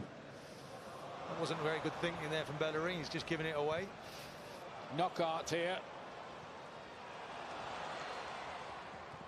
Was a surprise to most of us to see him not in the starting lineup. I'm sure Chris Hughton had his reasons.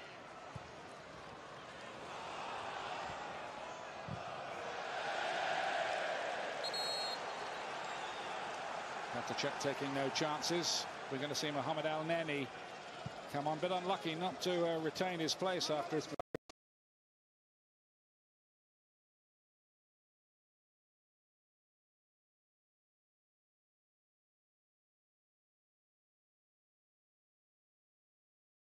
Bromwich Albion, but he was one of those who did travel in the week, so that was maybe part of the thinking there. I think Wenger will be rewarding him for his performances recently. Dunk.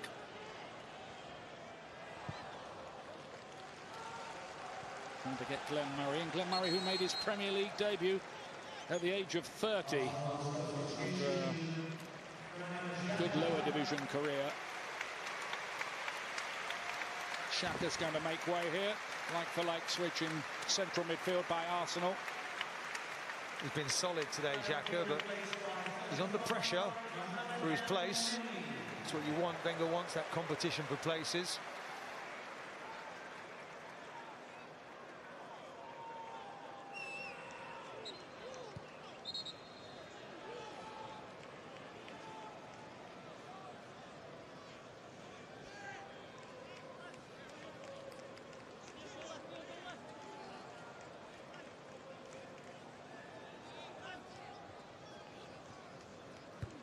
Bayerin's header.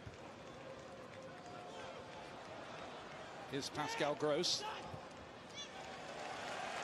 I want the clean sheet, Arsenal.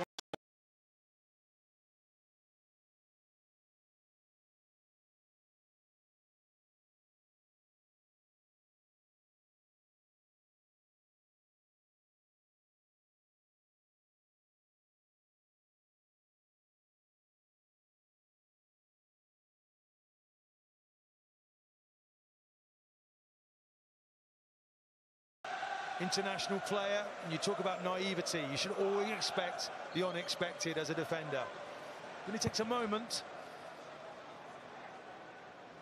to score a goal. He was full of them last season as Brighton came up. Murray.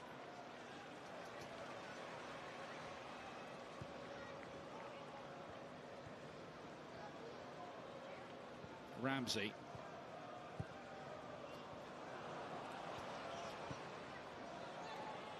Stevens.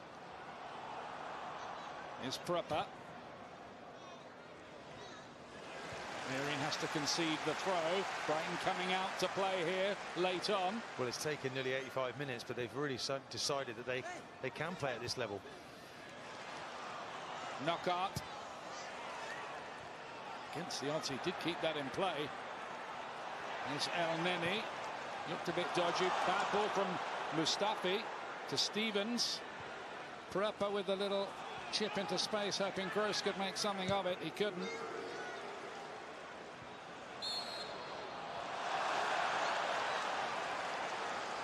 He's got that right, the referee. Foul from Giroud.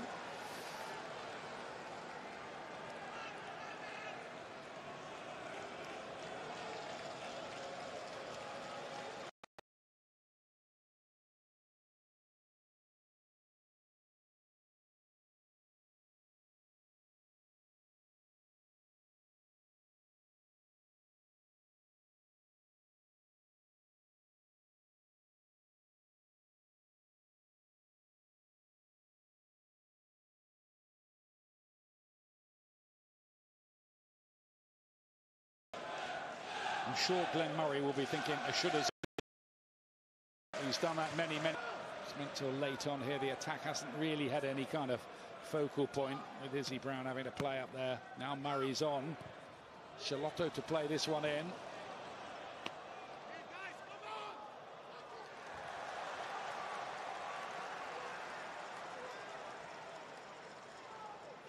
Gross. Here's Knockout.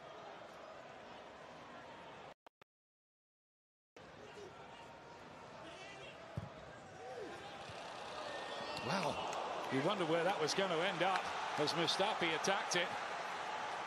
Well, Murray's right behind him there. It's a really important header. Just gets a clip on it.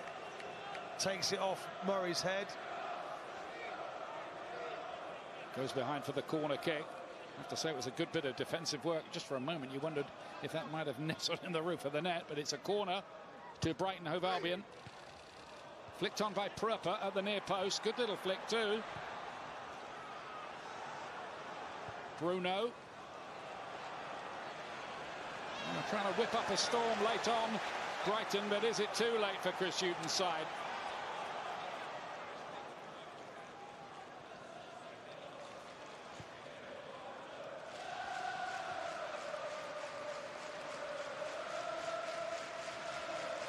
Here's El Neni.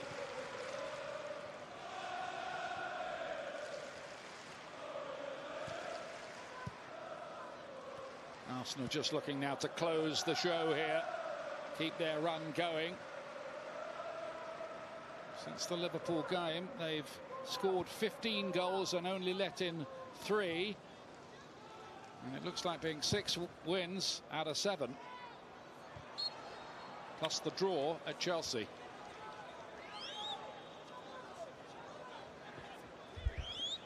He's done it many times before, Wenger, hasn't he? He never panics when things go wrong. He rebalances, he comes back. I bet there weren't too many histrionics against Liverpool afterwards. He would have been fairly calm, but he went to work. And the team's certainly a lot better than they were then that day. Yeah, I think there's been a bit of soul-searching around the place about what they want to be and how they want to play. And I think, having seen what they did at Chelsea that day, there'd be no excuses for them turning in another Anfield-like display, really, for the rest of the campaign. Well, they had a really good threat in that Chelsea game, and they were well balanced at the back. And if they pay attention to that area, I think Arsenal can do that. They can offer a balance to their team. Certainly the pace is going to be hot up there this season. The two Manchester clubs, Chelsea, the defending champions, and of course Tottenham, storming away win for them at Huddersfield. Is Davy Prepper. To Gaetang Bong here for Brighton. The knockout away by Mustafi.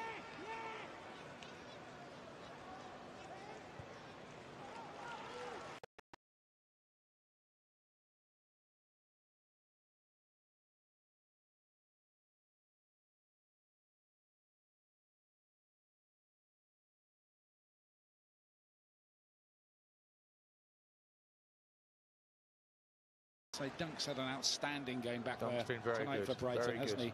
He's had to be.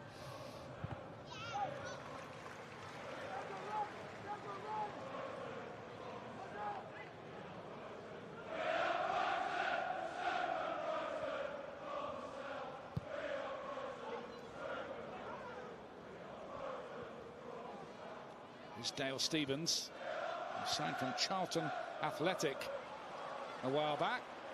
Ramsey.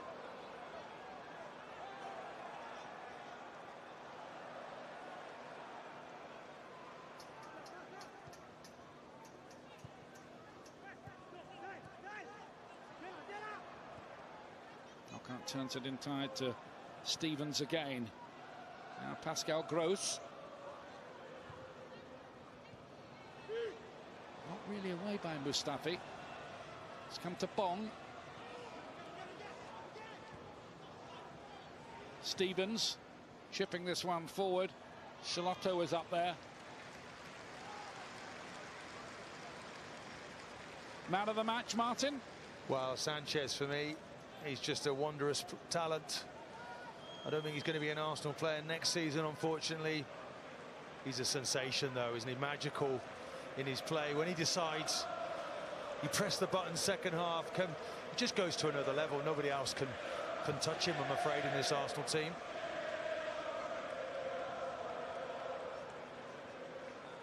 Arsenal about to move level on point with Chelsea. And Arsene Wenger, this is the 45th different opposition in his 21 years. He's won at least once against the other 44.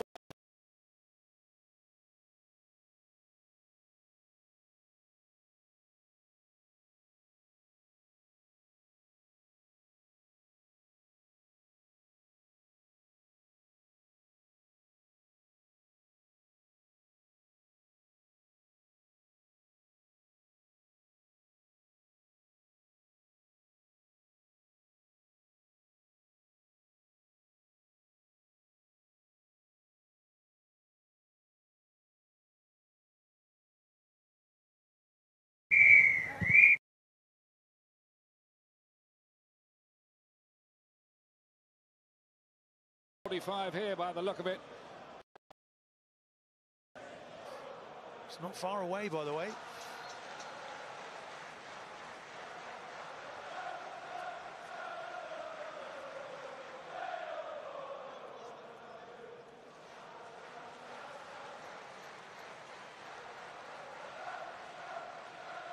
The Brighton party is going to go on all season.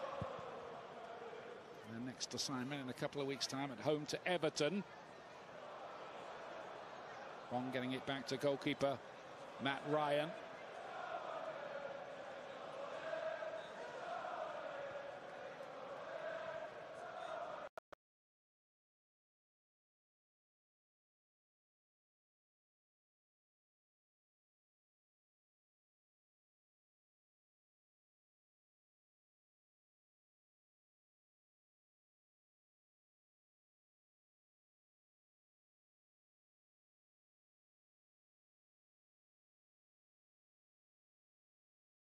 It's a wrestling match in there.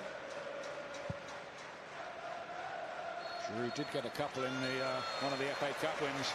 Arsenal Brighton, it's all over here. The form book has been obeyed, and 21 years to the day since he was appointed manager, Arsene Wenger keeps this Arsenal run going. 7 games unbeaten now. They've won 6, drew the other one at Chelsea. They're level on points now with Chelsea, just behind them on goal difference in 5th place after this win here. First goal from Nacho Monreal, the defender, the second from Alex Iwobi. Brighton had their moments, and they certainly weren't disgraced here on their first visit to Arsenal in 35 years. But in the end, Arsenal were just too good, had too much. It's Arsenal 2, Brighton and Hove Albion 0. They were indeed just too good today. Ian, Martin, thank you both very much indeed. Arsenal doing what Arsenal do in games like this? They do, and they're remarkably consistent. I remember a while ago people saying you never know what Arsenal are going to turn up and things like that. Arsenal always beat the lesser teams. It's the big teams that they've struggled against, and I think today went to form. Always hard to see Brighton scoring a goal, and Arsenal, you know, they've done what they've had to do. And plenty of mutual respect there from Chris Hughton and the Brighton fans. No shame at all in this result for them today. No, that's City who beat Brighton 2-0. Now Arsenal beaten 2-0, as Ian Dark said in commentary there. They haven't been disgraced. And I don't think this Brighton side will get embarrassed all season. I think it's about their home form, Jake. Whether they stay up or go down won't be dictated by getting a result here. It's the teams around they have to beat. And, you know, 2 wins at home at the Amex this season. The home form's going to be key. It's the first trip here for those Brighton fans. It wasn't the result they wanted, but certainly not a performance for Brighton to feel disgraced about. Hector Bellerin playing his part for Arsenal today. Well, let's show you then how the league table looks. Of course, there's still a couple of games still to come today, but this one means that Arsenal now move level with Chelsea on 13 points there in the Premier League. You can see there that Liverpool will also look to move up to 4th a little bit later on and go back above Arsenal if they can pick up victory. At the very bottom, just a couple of points above the drop zone for Brighton. You can see there Swansea sitting in 18th, 5 points on the board. Brighton will certainly hope to move the right way up the table. They also play a little bit later on today, but there's plenty of football from plenty of different countries actually coming your way this afternoon here on BT. From 2 o'clock on BT Sport 3, and Benevento in their first ever season in Italy's top flight. You can see them up against Inter. Life begins for Bayern after Carlo Ancelotti from 2:15 over on BT Sport 2. If rugby is more your thing, stay right where you are. We're live here getting all the reaction until 2:30, and then it's live rugby Wasps against Bath. And then 2 more games from Serie A as well on BT Sport 2 from 4:45. AC Milan up against Roma, and then Atalanta against Juve from 7:30 tonight on BT Sport 1. Right, plenty to come from the boys as we look back on this one. We'll also get the reaction from both dressing rooms and both goal scorers as well. But what a day for Arsenal. Unbeaten in September. They've started October with a win. All the reaction to this one on Arsene Wenger's 21st anniversary in charge of the Gunners comes next. See you shortly.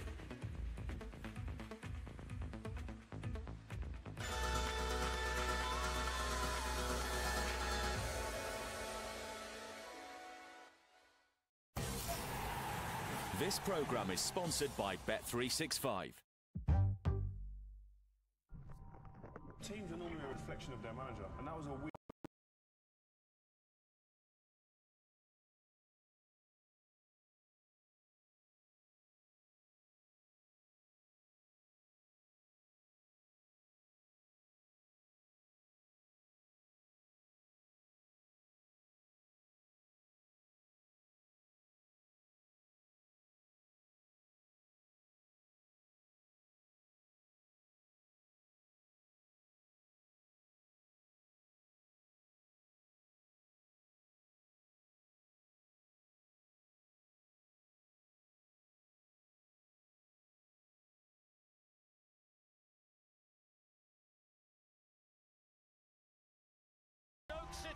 Look at Arsenal, there was nothing. Just seems to be a lack of leadership. The defence was shocking.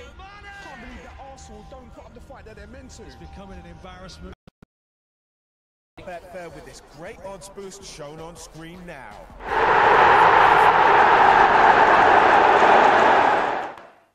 New Doritos Heat Burst. It's like getting a baby dragon. Doritos Heat Burst. First. What doing? What?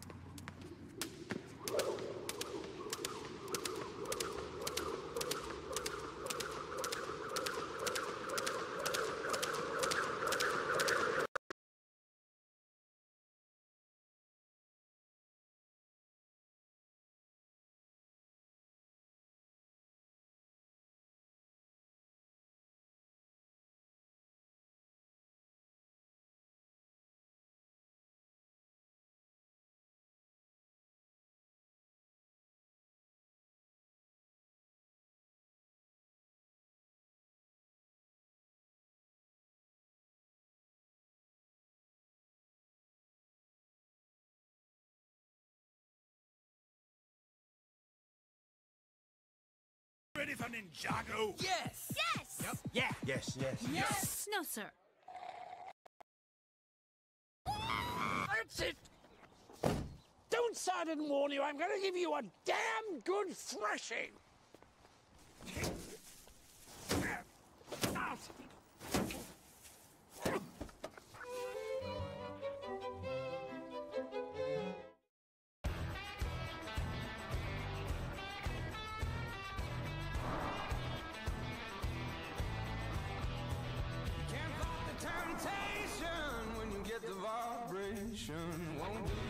Introducing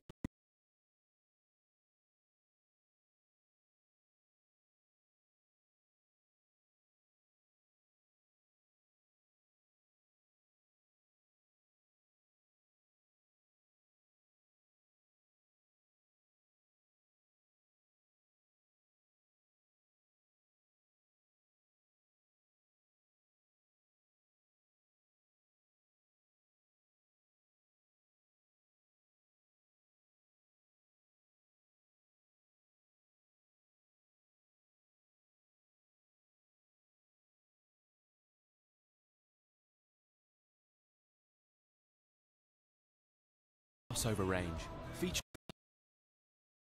Renault Kadjar. My bed's gonna come in, I know. The hard are leaving. That's the spirit. Paddy Power. You beauty.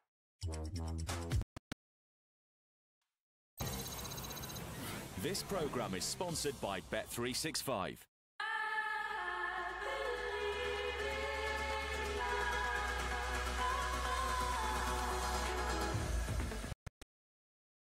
The Premier League. Yes, I'm really lucky to score today. We knew that it was going to be a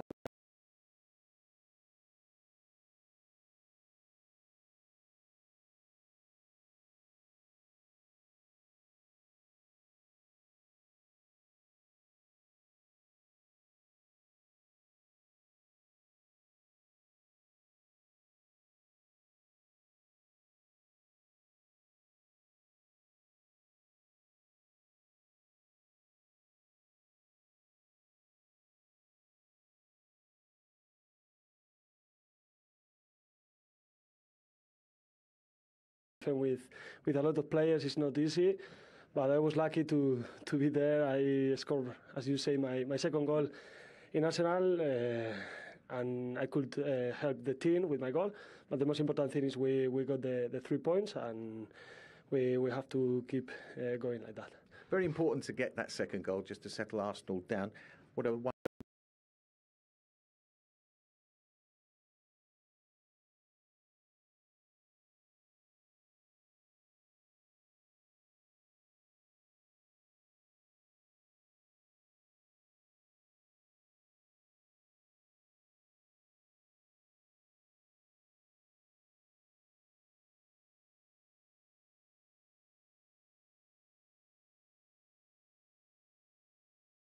reacted.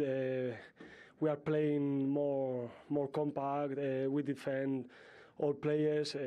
In the next games, we have a clean sheet. That's very important for us, because we know that we have top players up front. They are going to score goals. So if the defenders, we can help the team with a clean sheet, is much better for. Gentlemen.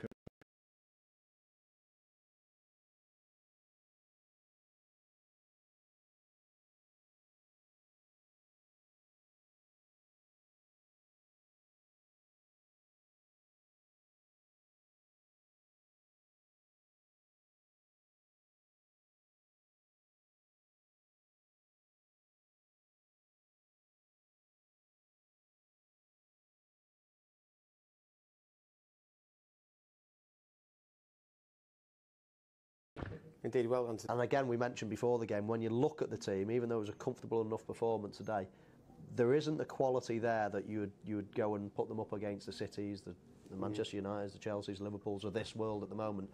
You know, Alexis Sanchez, man of the match today, he's the only person that really jumps off that page when you look at the team. Do you see them back in the top 4 end of this season? No, I don't.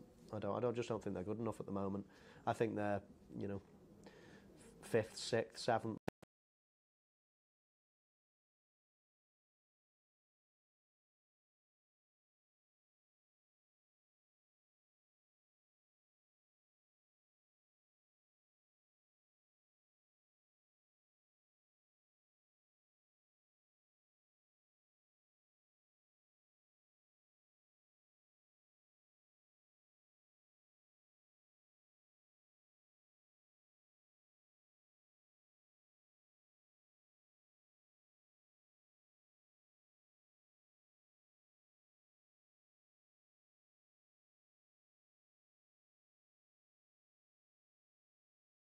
Yeah, I mean, at the start. Well, just to guide it back into the danger area.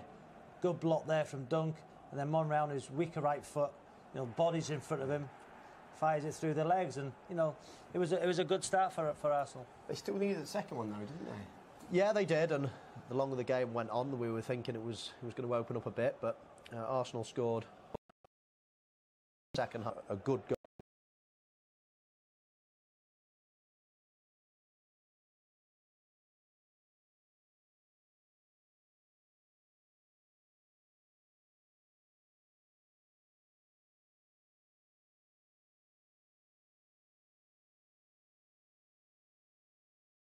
And how can you do anything about the skill of Sanchez? Sometimes it was a brilliant back heel, and that was the icing on the cake. If you're watching that, he didn't look. He knew Iwobi was there. Yeah. He'd probably seen that 3 or 4 seconds before. That Iwobi's in that position. That's a sign of a great player. The back heel was brilliant. Since the start of last season, Alexis Sanchez has been involved in 35 goals.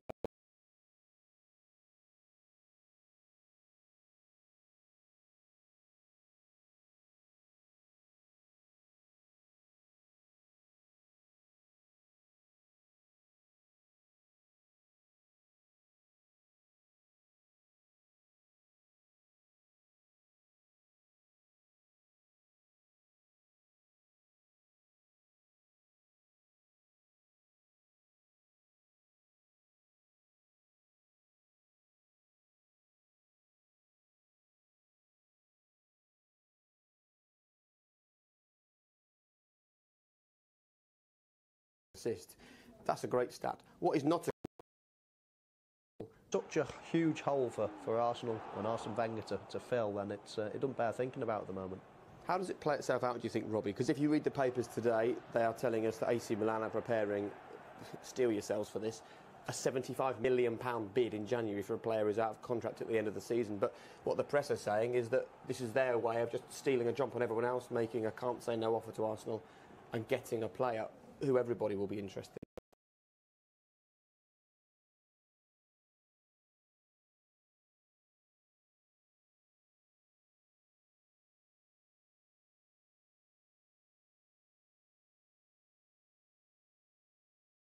Alexis Sanchez, isn't it? His leagues, and I think Arsenal are a million miles away from that. If he's in football, if he's interested in securing himself for the rest of his life financially, he'll leave. If he's interested in winning medals, then he'll leave. There's no way possible that he can stay, in my eyes. Let's talk about Lacazette for a second. He's now made 8 appearances for Arsenal. He has yet to play for 90 minutes for them. He just keeps getting hooked by Arsene Wenger. Why is that? Well, Giroud's in the squad for one, and you probably, think that.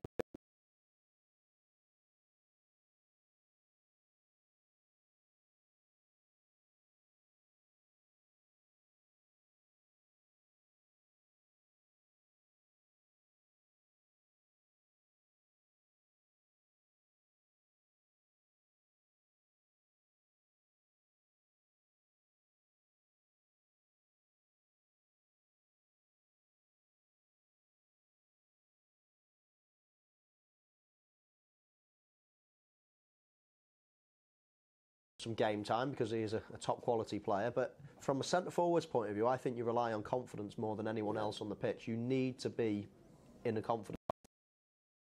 Kept getting dragged off, and because the thing is, on an hour mark, I've been in the position before where I've thought, I could be getting brought off. You start looking at the bench, you start thinking, is he going to warm up, and then you scored in the.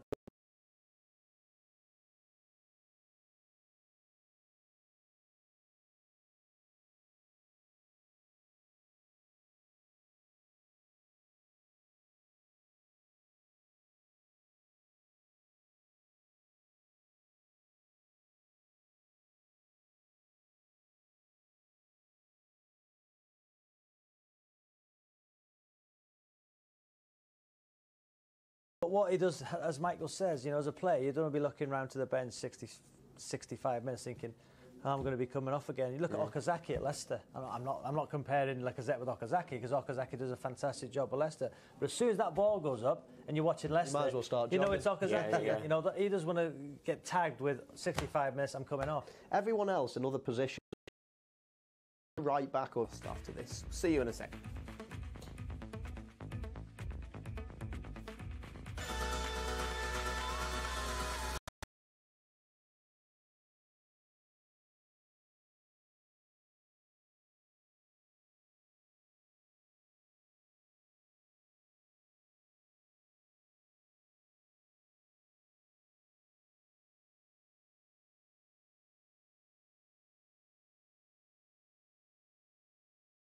This programme is sponsored by Bet365. For people, for plans, for 200 years.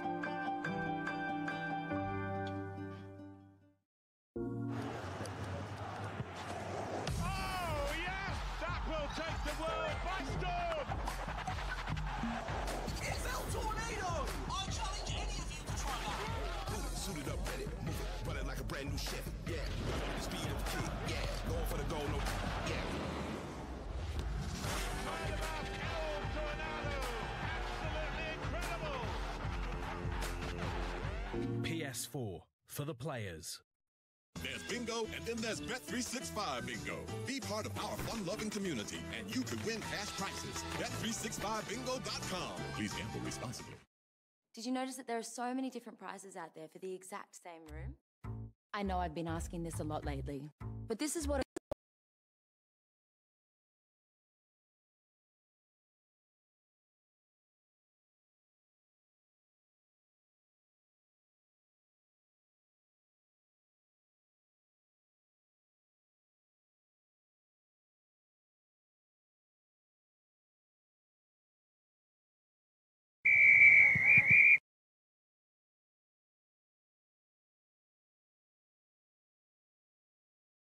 the same hotel room can have up to 10 different prices across the internet. A lot of time looking round. You've got to invest in a tour guide. Nah, apparently you don't. Don't forget your big camera, or that phone will do a cracker job. Now, travelling by yourself can be lonely. And look at you, you've got a ton of new friends. Ooh, llamas, you gotta love a llama. Buying a new shirt can be difficult if you don't know the language. No, actually, don't panic. Bigsby can help you with the Spanish. Good on you, Bigsby. Hold up, is that a king? Who are all those people? Oh, split screen. Now that is pure class. Okay, yeah, you've got the world traveller thing totally covered. Oh, that's a nice offer. Yeah, I like that.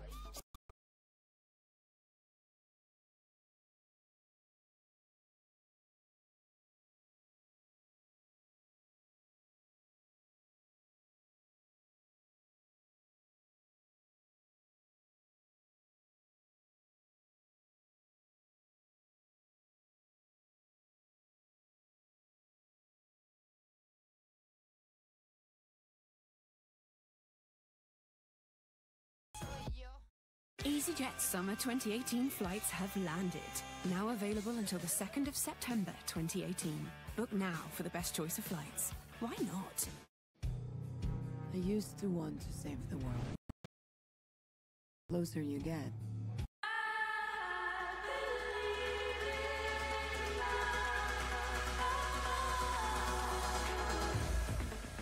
It may have been an early wake-up call for some of us this morning, but the good news about Sunday lunch football is that you can go and have Sunday lunch straight after the football. There are the Arsenal fans are making their way to the pub, the Brighton fans back to the south coast. Right, let's now hear from Chris Hughton. Chris, you didn't get the result, you didn't get that away win, but what did you make of your side's display? Well, certainly a spirited performance. I certainly can't accuse the lads of not giving everything. Always going to be difficult here, and when you're playing against an Arsenal side at home, your levels of concentration have got to be for 90 minutes. Probably the only disappointment was in a game where, for the possession that they had and the opportunities that they had around the box, Matty Ryan probably hasn't had to make too many, big saves.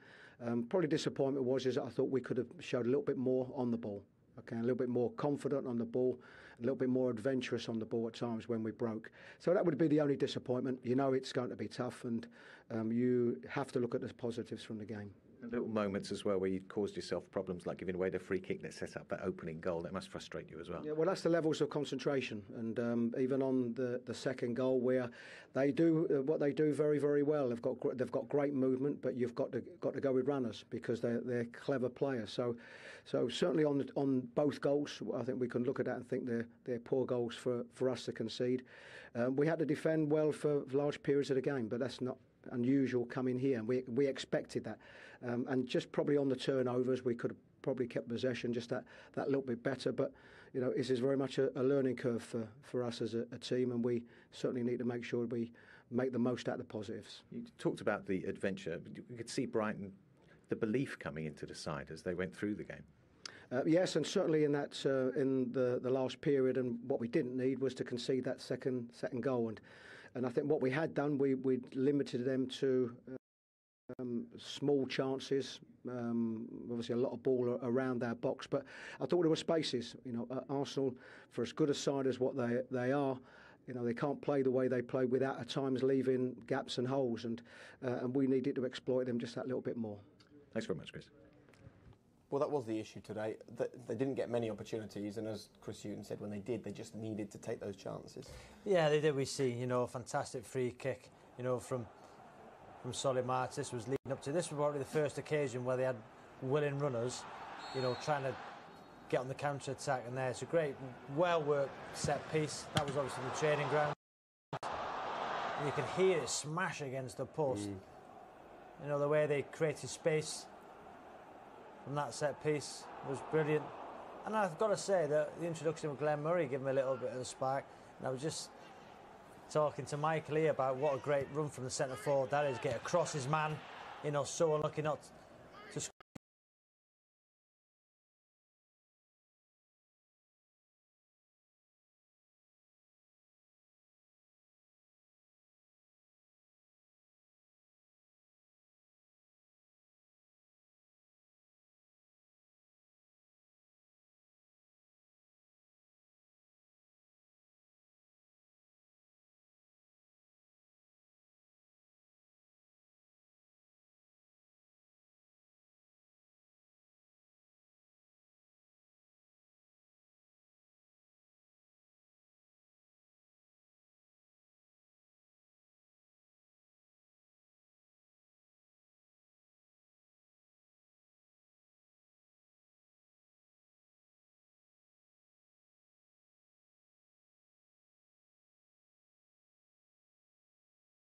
I love to see that with centre forwards. You see a lot of people just standing still and some post. I'm thinking about Lukaku in midweek, for example.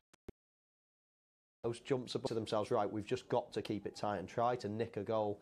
So it's very difficult. A lot of them will always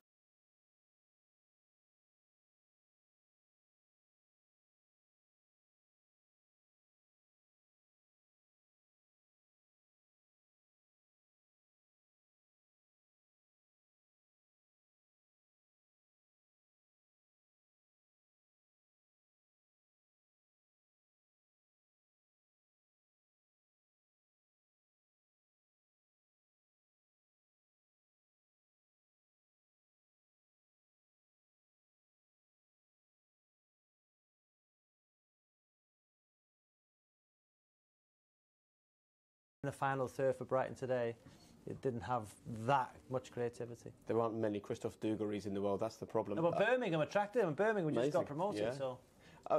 You spoke there about Steve Bruce saying he wanted 2 banks of 4, solid defending, exactly what Brighton did today. I mean, you look at Duncan Duffy, I mean, they're going to be 2 tired players by the end of this season, aren't they? They work so hard.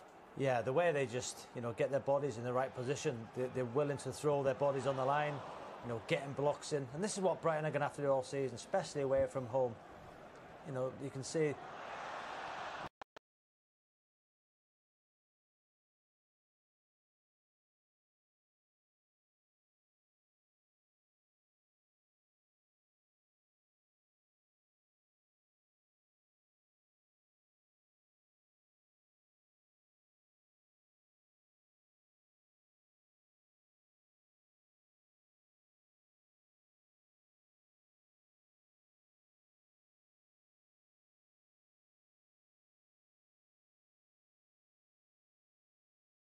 He's wrong side for a split second.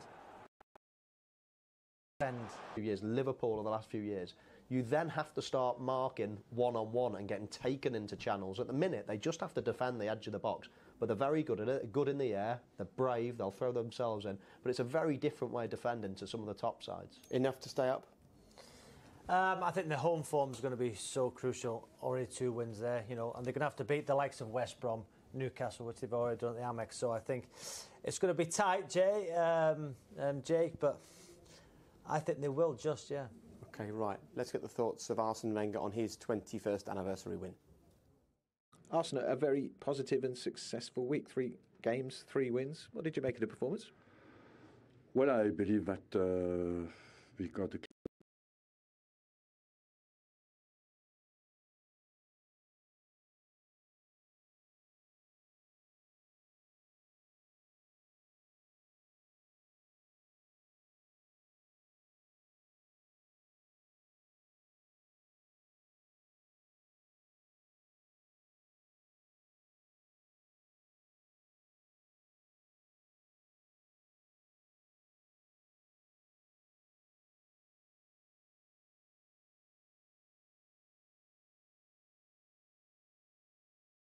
3 points, and offensively we were a bit in and out. I think the testing week we had 2 home games and 1 long away trip in the Europa League. So overall we won the 3 games, and that's very positive.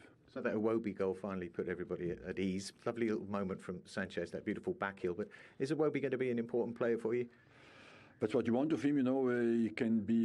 He's a midfielder who is creative, and therefore what you want from him is goals. A player in his position must score 10 goals per season.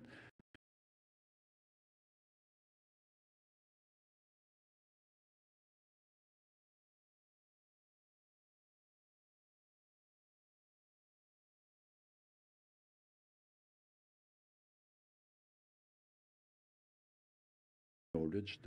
Nothing is permanent in life. We have always room to improve, and that's what we did. And I believe as well in any season you have moments where it's difficult, and the quality of a season is decided by how well the team responds, united or not, motivated or not, and that's what we did. What was the special circumstances you're referring to? It was a transfer window. Some players had half a head out and half of a head in, and as well. It was just before an international break like today, where players fly away. When you play away from home, and we're already half out.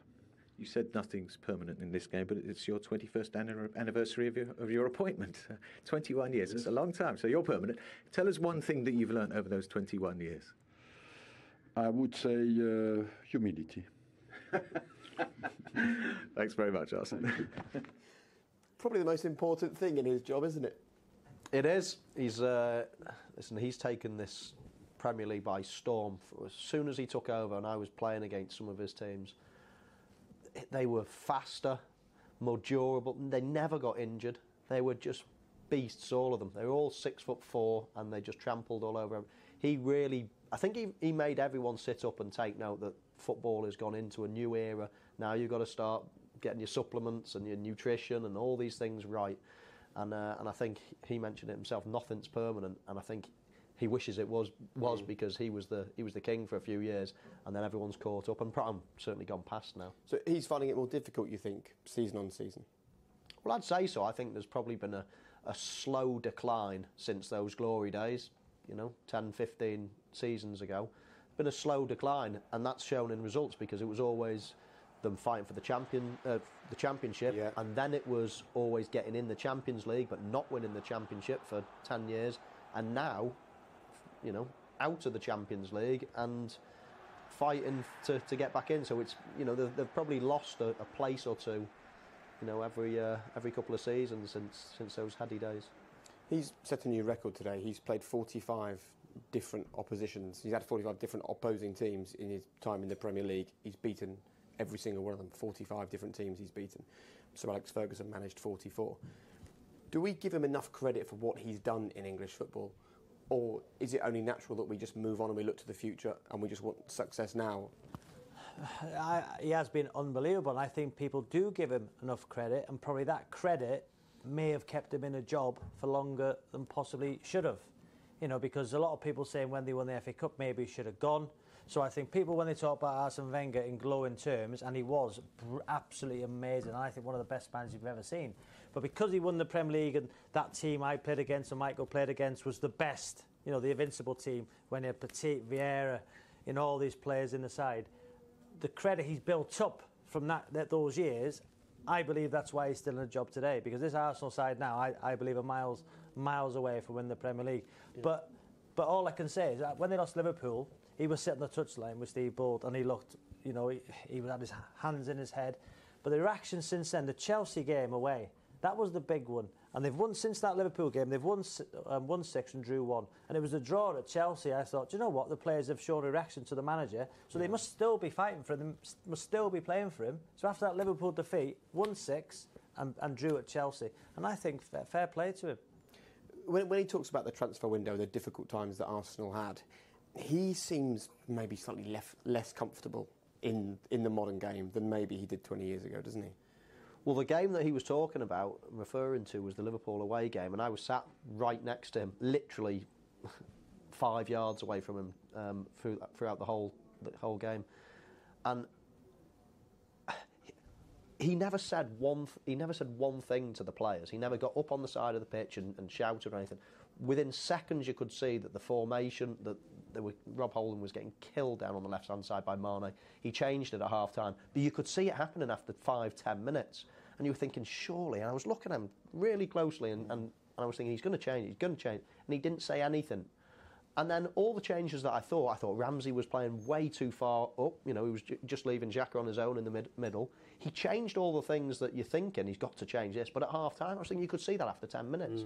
So he still got it. He still understands it. He's still obviously a genius of a manager. But I was just a little bit perturbed by the way he didn't change it earlier. And in that game, Alexis Sanchez had the worst attitude. I mean, he just kept looking at the bench as if to say, what am I doing here? He kept rolling his eyes type of thing. It was almost like he wanted to get brought off, and then he got brought off, and he just sat there with his head in his hands for the remainder of the 20 minutes. And I just thought at that point, this is crumbling in front of him. To give him his credit, it might have been that. It might have been that it was an international break and everything else, but it certainly felt like a bad atmosphere at the time. The challenges of modern management. What did Wenger say? He needs humility, and he's certainly got that. Thank you very much for your company. Enjoyed that today. Right, let's just let you know what else is coming your way. In a couple of weeks, we are back. BT Sports Score from 2:30 on the 14th of October. And then Arsenal once again. This time they're away at Watford. That one's a 5 o'clock build-up, 5:30 kick-off. Premier League tonight, as always, between 8 and 9.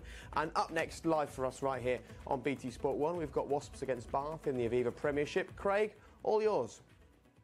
Cheers, Jake. Hello, all. Welcome to the Ricoh Arena, where just 24 hours ago, Coventry beat Crewe right here in this spot 1-0 in their crucial League Two clash. But as you can see, football has been washed away. Rugby is about to take over, not just here in Coventry, but on BT Sport 2. We have a brilliant game coming your way. Wasps against Bath. We've got British and Irish Lions pitted against each other, and two of the most exciting attackers in the Premiership pitted against each other. That's coming your way right after this short break. See you then.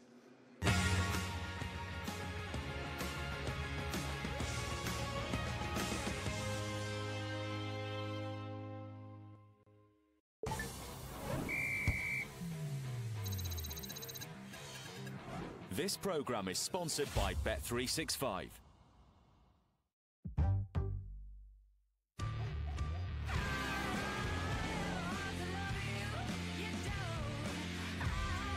Rugby's biggest names are here to play.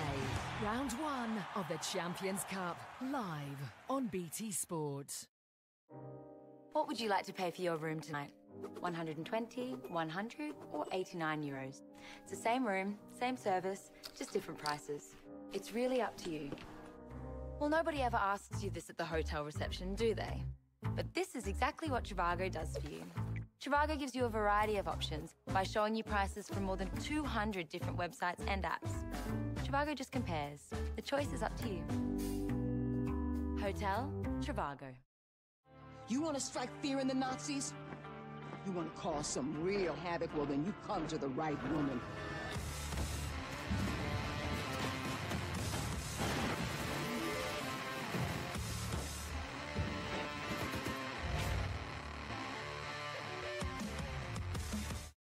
In the early 80s, two guys were born. Their names were Jeff and Andy. They grew up, developed facial hair, and one day, while buying razors, they wondered, why do razors cost so much? Jeff and Andy were confused, so they started their own razor company. They even bought... Jeff and Andy started to make razors that looked like they were designed on Earth, not in space. And by selling directly to you on the internet, Harry's can offer a quality shave at a fair price. Get started with a Harry's trial set delivered to you for $2.95. Harry's, shaving's other guys. For people, for plans, for 200 years. We've come a long, long way together, through the hard times and the good. I have to celebrate the day. Yesterday, today, and tomorrow, we have been and always will be by your side. I have to praise you like I should. That there on the phone is Quiff, the sports betting app, where every time you place a bet, your odds might get quiffed. What does getting quiffed feel like? It feels like catching a glass before it hits the ground. And the catch is so amazing that you never stop holding it. And everyone's like, why is he always holding that glass?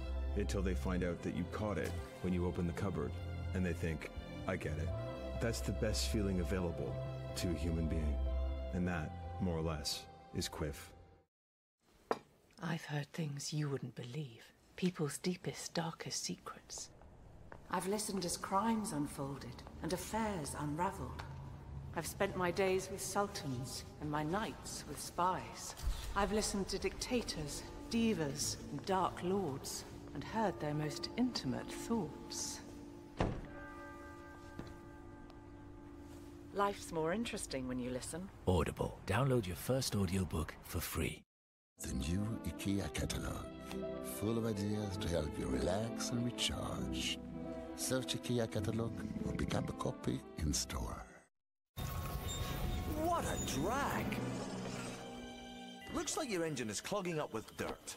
Over time, BP Ultimate with active technology eats up the dirt, like 1,000 ravenous piranhas. Engines cleaned with BP Ultimate could give you up to 21 more miles per tank. I'll be here if you need me.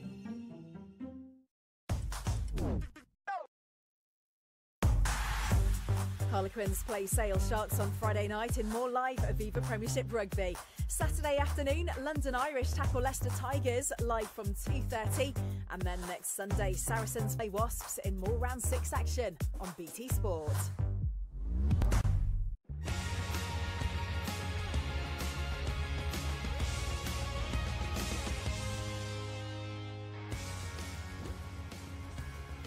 Hello all, welcome to the Ricoh Arena and what is a very special day and a very special year for Wasps as they celebrate their 150th anniversary. And who better to visit than a team that really encapsulate all those age-old rivalries that we love in the Aviva Premiership. Yes, Bath are in town. These are two of the most decorated clubs in the English game. Now, whilst all that is true, the fact is neither have won a major trophy since the 2007-2008 season. Yet every new term they come in full of expectation, full of title-winning potential. This year was no different. Both started with a brace of wins, but followed up with a brace of losses, which means today here is absolutely massive.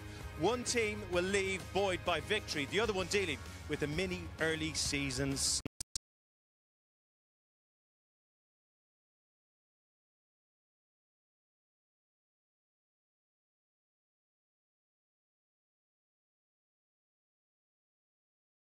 Day. Yes, it is a special game for Wasps today, but it hasn't been a special start to their Aviva Premiership season. 2 opening weekend wins, but obviously followed by consecutive defeats. Most recently, losing their home record here at the Ricoh against Harlequins and then going down quite heavily to Exeter. So let's go and have a chat with Joe Simpson and see what's not quite clicking. Joe, can I just have a quick word?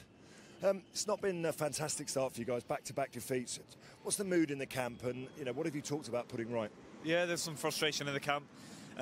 Performance that hasn't been good enough. We know that they're not at the same.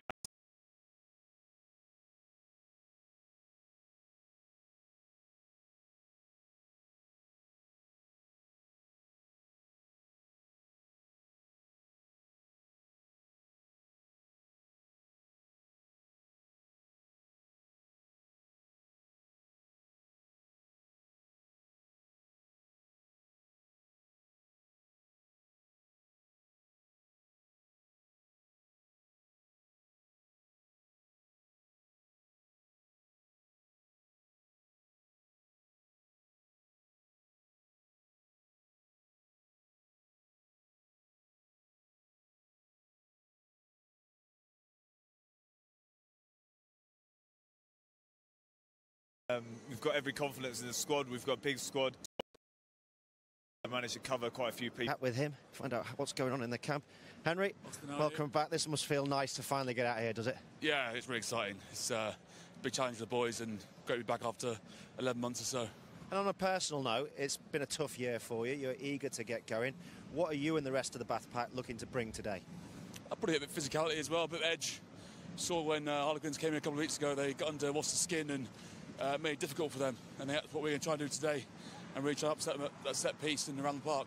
You've certainly got the size in the pack to take them on around the field and in the back line. Where are the real areas that worry you, though, about this Wasps team? I think everyone knows they've got the pace, they've got a bit of there's special players out wide, but it's up to us to stop them getting ball, get them on the back foot and not get them going over the gain line with Hughes and Johnson and get people like Christian Way on the back foot. OK, good luck. Welcome back. I hope it goes well and hope you stay fit for a long period of time. Henry's not the only change today. Babes, you'll take us through the rest, won't you?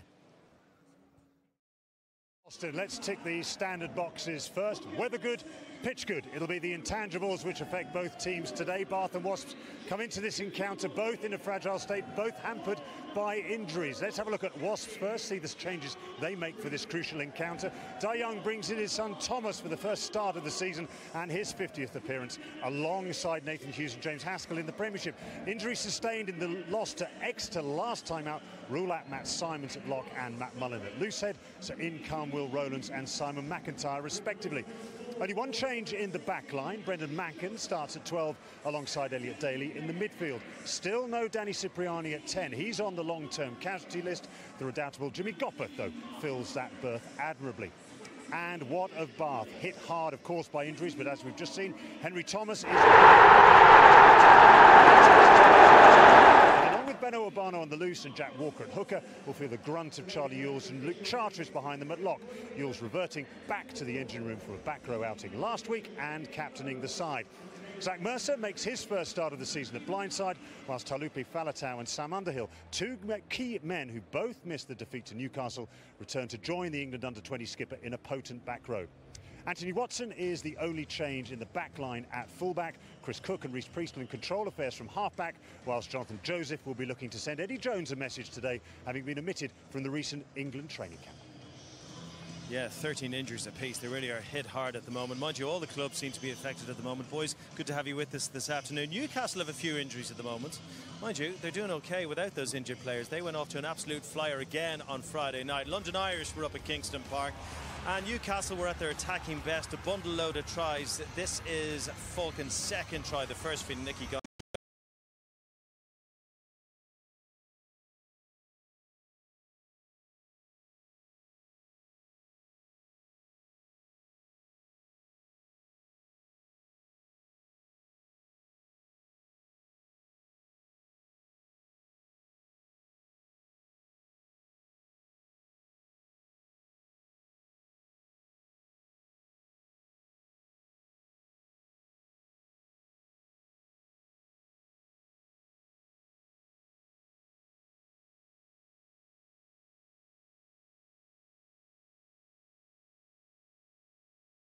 Victory over Quins and denying Quins a crucial bonus point too.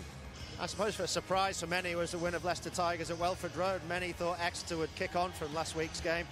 A lot of mistakes though from them, mainly stopping when they think the whistle's gone, and it hasn't. Ben Youngs reacts, throws out a wonderful long pass, and Johnny May on fine form in his new club. 5 tries so far this season, many more to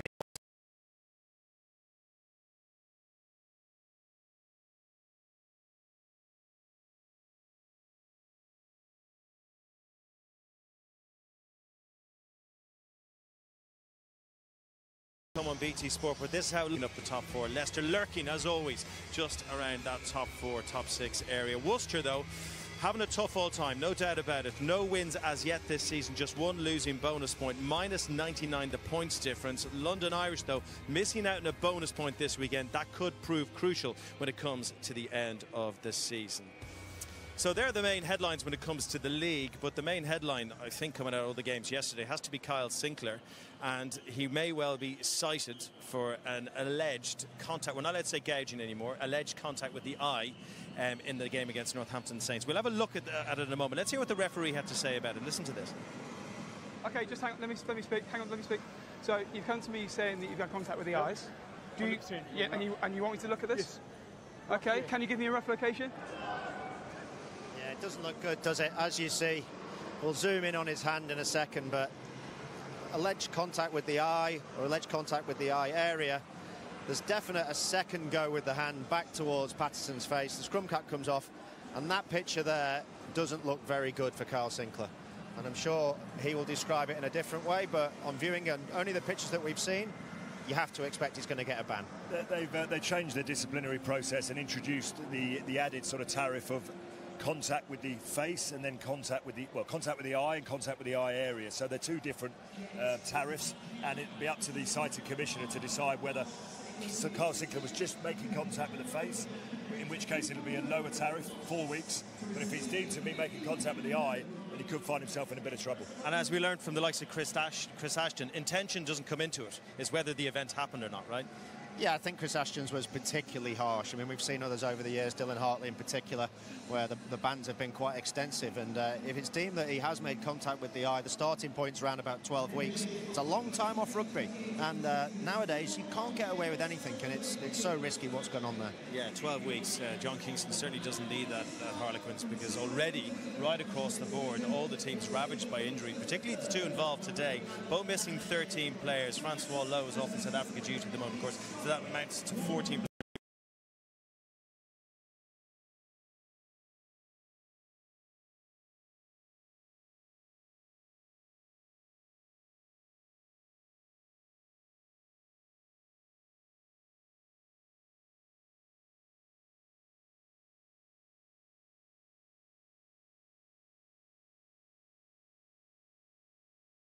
moment. Let's start with a Bath perspective, Oz. Tough on them. They should be back to kind of more or less fit and healthy in about a month's time, but a hard start to this season. Yeah, it's been really tough, and you can see from the league, actually, though, you only have to win one game and break a cycle of 2 to jump up. There's all the injuries that they've got. Big players, Banahan, Garvey, Foto Alihi, you know, all guys that are definite starters that have big impact on the outcome of the matches. But that's why I think the first 20 minutes today is enormous for both sides. Because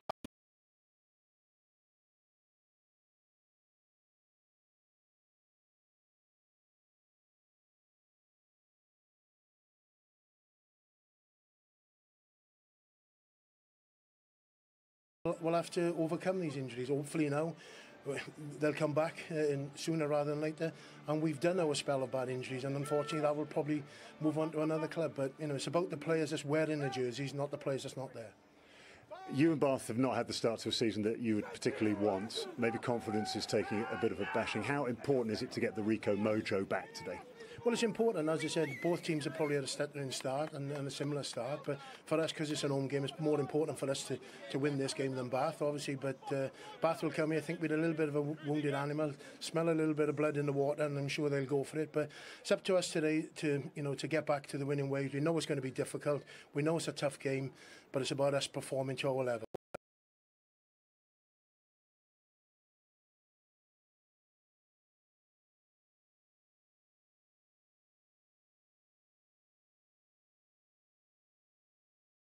Have invariably focused on attacking out wide, and it is one of the reasons why people love watching Wasps play. Does there need to be a bit more practicality, a bit more going through a team rather than trying to go round them? Yeah, absolutely. I think, if you look at the last 2 games, there's not been the space out wide. Teams know how we want to play, so we've got to go through them a little bit. I think we've got to earn the right to go second line, and we've got to earn the right to go wide. That's not saying we're not going to go there, but obviously I think we've got to have a little bit more balance.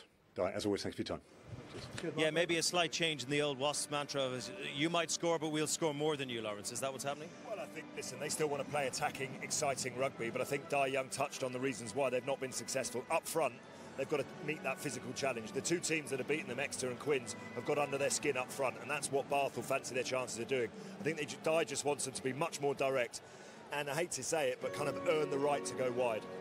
I think the problems that they have are that they're trying to find the corners of the defence with 2 lines of attack, but I think they've got their 2 lines the wrong way round. If we take a look at it, for example, you've got all your forwards up front. Yeah, I think you want your forwards in behind. You want your guys, your fast guys, able to make fast footwork, get a break, and then offload or be cleaned out by these guys. And there is a case where Daly's finding the edge of the corner, but he's not quite finding it with enough pace to go round. This is a prime example. You've got 3 guys in good position to hold the defence in front of them, but the execution, maybe the changing of Gopeth for Cipriani and the realisation, the understanding of one another isn't quite there. But this is where Wasps were at their best from last season. They score most of the tries, not when they pass the ball to the outside, but when they pass the ball to the inside. So they make half a break, get their hands through the tackle, distribute the ball back inside, and then they finish through the middle. But their stats aren't great, are they, Lol? Well, if you look at them, I mean, last season you had Christian Wade, who equalled the Premiership try-scoring record for the season. They were winning metres, they were winning carries, they were winning collisions, and they were high on the offloads. This season, on the other hand, they're right down the bottom. And, it goes back to the point Osty's saying about breaking the line, about getting some of those forwards, the likes of Haskell. Thomas Young, I think, will give them that real impetus today, and Nathan Hughes to really carry strong, particularly early on in the game. But if you are looking for those little breaks, those little line breaks around the edges, you got a problem to deal with today. Sam Underhill, who loves to chop players down before they hit that gain line, doesn't he? Yeah, he's the future for Bath. We've seen him in glimpses. Him and Zach Mercer, 2 outstanding players who really will look to carry this club forward. He's made the cross over the 7. He was obviously playing down in Wales, and a lot is expected of him. Look at that, 22 tackles made in the game against Northampton in a short cameo performance. So what that tells you is he's got the engine on him. He's willing to get up off the floor, recycle himself back in the game and put that work rate in. I'd like to see how much he carries, how much he's a link man today, but his head-to-head battle against James Haskell, who also finds himself out of the England squad, is going to be crucial. Yeah, I think that's going to be one of the matchups of the day, and there's so many across both sides, but Haskell's been left out. He's probably still got aspirations or the thought that he can still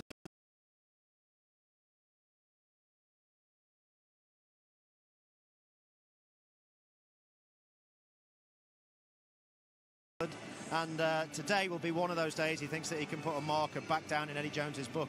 Yeah, he loves these kind of occasions. He really rises to them. He was out here warming up half an hour before anyone else. As was Todd Blackadder, having a good walk around the Ricoh Arena, looking like he was deep in thought. What's he got to say to Babes ahead of this one? Todd, there are usually certain shortcomings in a team's performance that could be rectified on the training pitch. Possibly after the Falcons game, there's a mental problem. How readily can that be addressed? Oh, not so much a mental problem. I think it was just missed tackles early on. You know, just you can't give 19 points away and then... Yeah, when you expect to start well and just give 19 points away, as I said, you know, just puts you under pressure. But, you know, we worked our way back in. And I think that middle part of the game really showed us what we can do. And I think our challenge this week is to, you know, put in 80 minutes instead of, you know, like 40 minutes. And that's probably been our challenge, a little bit of inconsistency. But, yeah, we've addressed a lot of the issues internally and we've come here really well prepared. We live in a world of statistics, and when we look at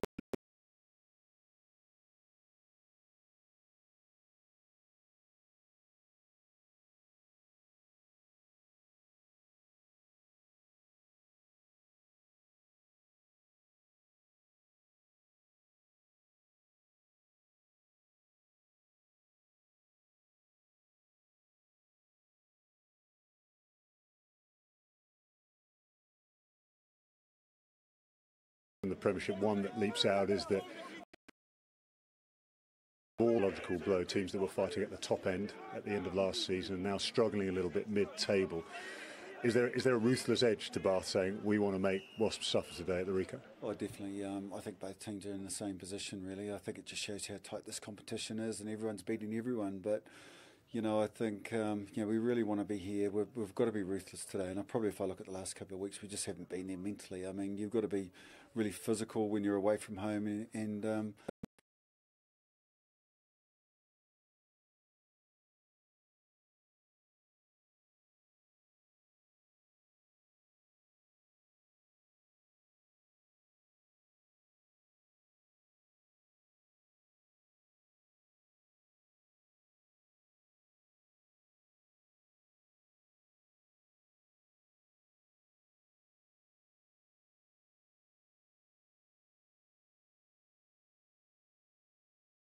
it's the mindset for. Yeah, lads. Statistics are not good at all. Look at that. Metres, carries, offloads, breaks conceded.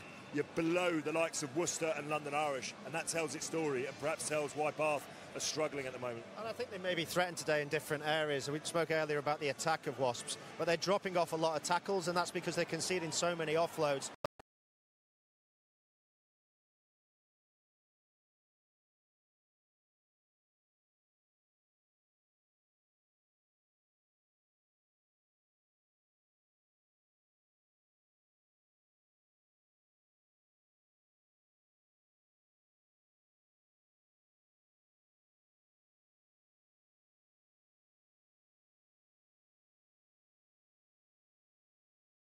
Quick, it means the defensive line can't get any formation, can't get any go forward. See, it's disruption. There's dog Daily today, and a lot of people be looking at that as an England matchup and who's going to win that battle when it comes to the Six Nations and Autumn Internationals. Yeah, I don't think it is. I don't think it's a direct comparison. I think Daly's probably looking at the minute maybe being on the left wing with Slade maybe in the 13 shirt. The way that Slade's performing, his form, his stats stand out, and I think he's got that kicking option as well. It may affect also who gets picked at 10.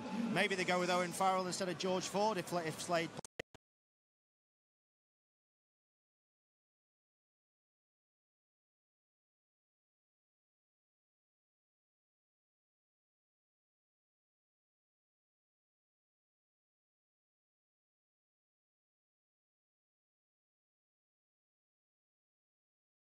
Permutations there, but it's a brilliant matchup today, isn't it? And in Joseph's defence, he's been out on the Lions tour. He's not necessarily had the pre-season that Henry Slade has enjoyed, and you can see the benefit that Slade's got from that. I think a little bit of Jonathan Joseph is limited by the way that Bath are playing at the moment. They don't have the ball for anywhere near as much time as other teams in the Premiership, so perhaps he's not getting the same amounts of attacking opportunities as the likes of Slade or Daly. He's not getting as much ball, but in the games we've seen, he's looked tired. He's looked heavy-footed. He's not looked himself.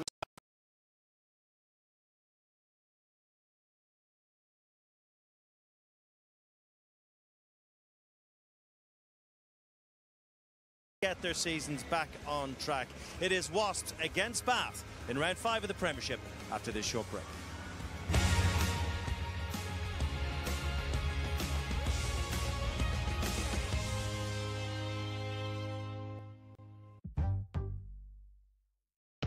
Kit Kat?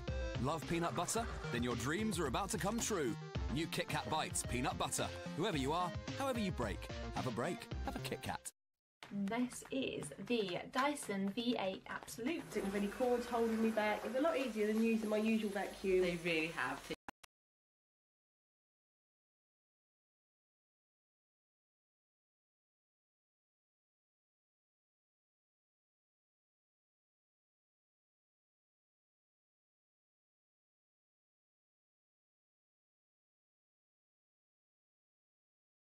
To vacuum in. This thing is a dream. It does replace our existing vacuum cleaner. It is so powerful compared to our old model. It's like a lifesaver, especially with small children. I found it powerful enough that I haven't even needed to get my corded vacuum out.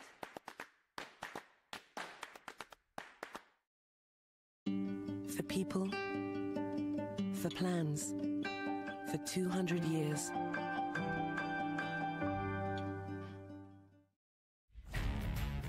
Football, 90 minutes where anything can happen. You can watch it and you can get involved in it with the latest Coral action. Boost your ACCA winnings by 10% on 4+ football accumulators. Coral, jump in. Available from App Store and now Google Play. When the fun stops, stop. In the early 80s, two guys were born. Their names were Jeff and Andy. They grew up, developed facial hair, and one day, while buying razors, they wondered, why do razors cost so much? Jeff and Andy were confused, so they started their own razor company. They even bought a factory in Germany. They bought my factory. Jeff and Andy started to make razors that looked like they were designed on Earth, not in space. And by selling directly to you on the internet, Harry's can offer a quality shave at a fair price. Get started with a Harry's trial set delivered to you for $2.95. Harry's, shaving's other guys.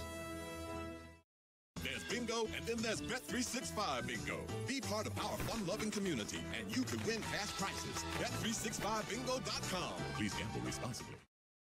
Say goodbye to the same old faces, to the same grey skies, and the same cramped spaces. Say hello to a world full of differences. Differences that expand and enrich us, because after all, our lives aren't made better when we close ourselves off to the world. They are made better when we open ourselves up to it. Celebrity Cruises. We've come a long, long way together through the hard times and the good.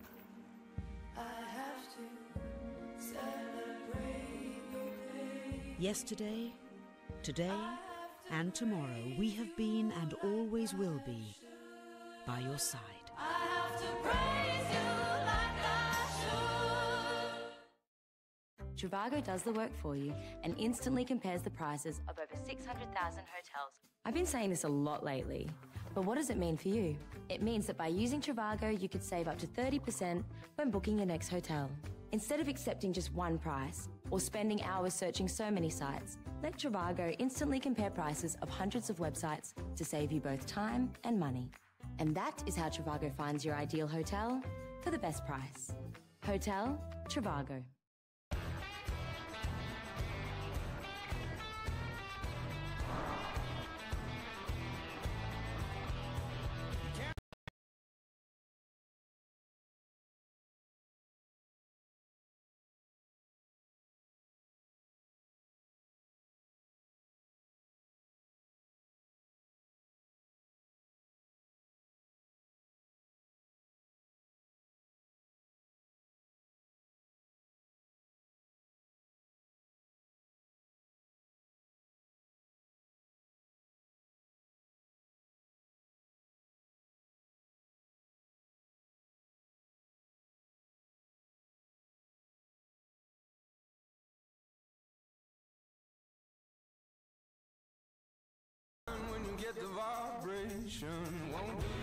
Introducing featuring the all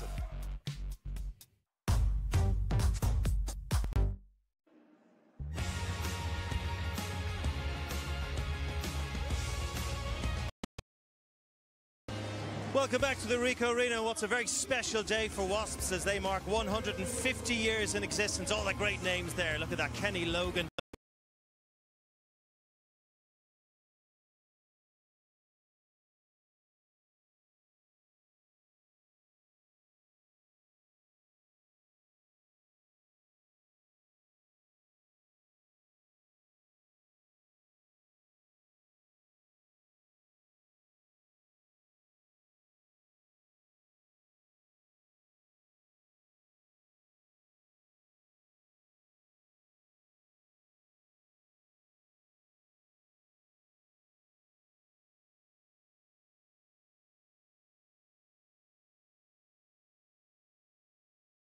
He gets a whistle years, and of course Bath, big visitors.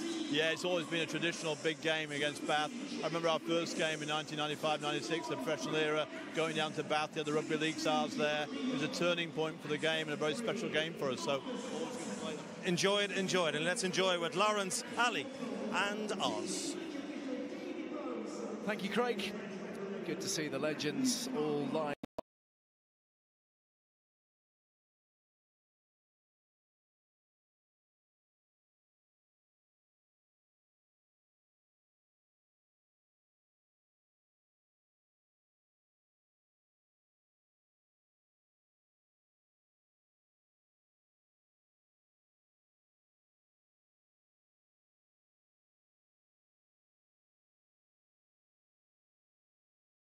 Absent Simpson and Goppert again paired at half-back, with Brendan Macken brought into the midfield for Juan de Jong, who features on the bench, where we also find Marcus Watson, who may get to have a crack at his younger brother as the game wears on. Like his Wasps counterpart, Todd Blackadder is struggling with a lengthy list of absentees, but at least Bath can welcome back Henry Thomas on the tight.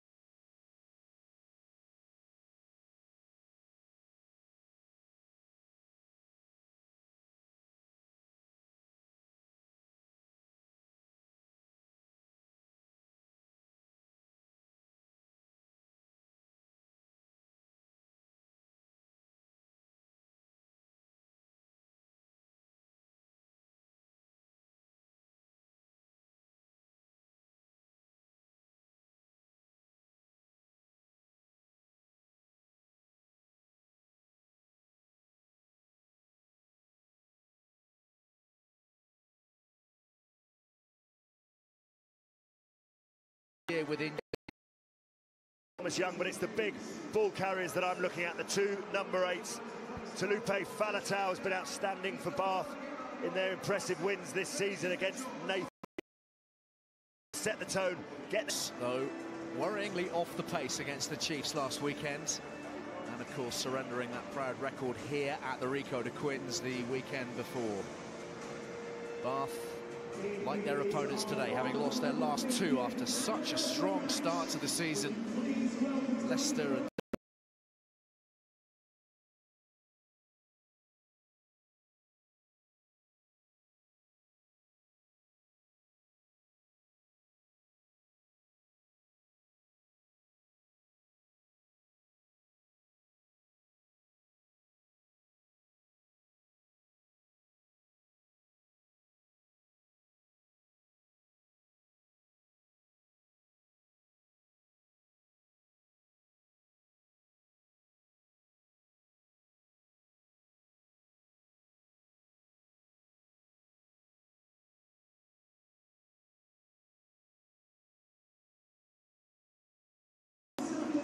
and of course that madcap match at the Rec last weekend was there for the taking. Out today by Charlie Ewell. Got a yeah, absolutely. It's the players who are wearing the shirt rather than the ones who can't, and every side goes through their injury woes, and these two clubs have had their fair share probably earlier in the season than they would like, but last year this was an absolutely cracking game. I think it was Christmas Eve, wasn't it? We had tries aplenty, both sides really going for it in attack, and Austin mentioned the opening 20 minutes. You know, once you've had back-to-back defeats, maybe you just get a little dip in confidence, and how each of these teams start particularly the home team, will be absolutely crucial. So the final preparations for the Wasps side, plenty to attend to for last year's runners-up for Joe Launchbury. They haven't lost 3 in a row in the Premiership for some 21 months. Defeat this afternoon would set 1 or 2 alarm bells ringing, even at this early stage.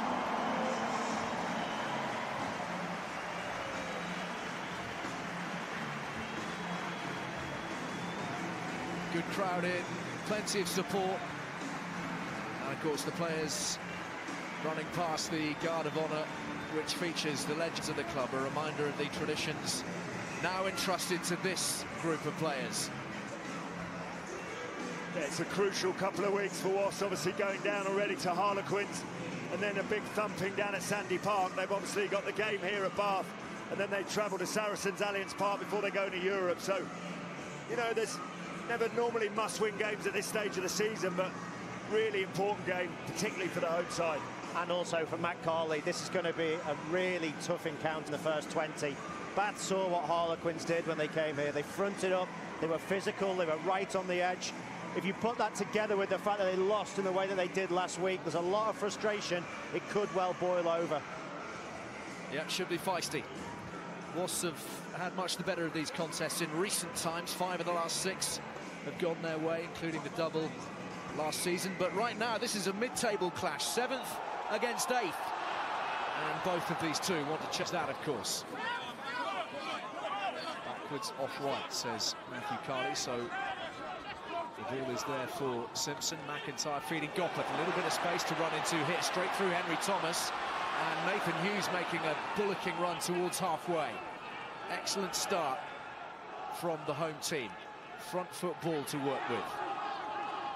Rowland's driven back in the tackle. No Kenan Mile, no Matt Simmons at the moment for Dai Young to call upon. Working that short side, and first side of Brendan Macken, who's in today for Juan de Jong, who waits on the bench. No Eastman, no Cipriani. Won't bang on about those who aren't here, but there are lots of them. There's only 10 fit backs in the Wasps back line at the moment, so most of those are picked today, I guess. Here's one of the best, Christian Wade, working nicely with Daly down this right-hand flank. Priestlands caught in 2 minds and giving Watson an awful lot of work to do. Watson on Wade, one big fend. There's a second big fend, and then Wade gets his man with a little bit of assistance from Tom Cruise. Powerful work from Watson, who was given not the easiest of tasks by Reece Priestlands. Chris Cook, virtually unavailable for selection at the moment for Bath, taken by Goppert, swung infield to Miller.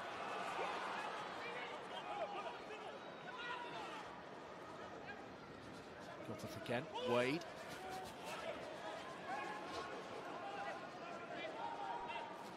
All about the Wasps' attack at the moment.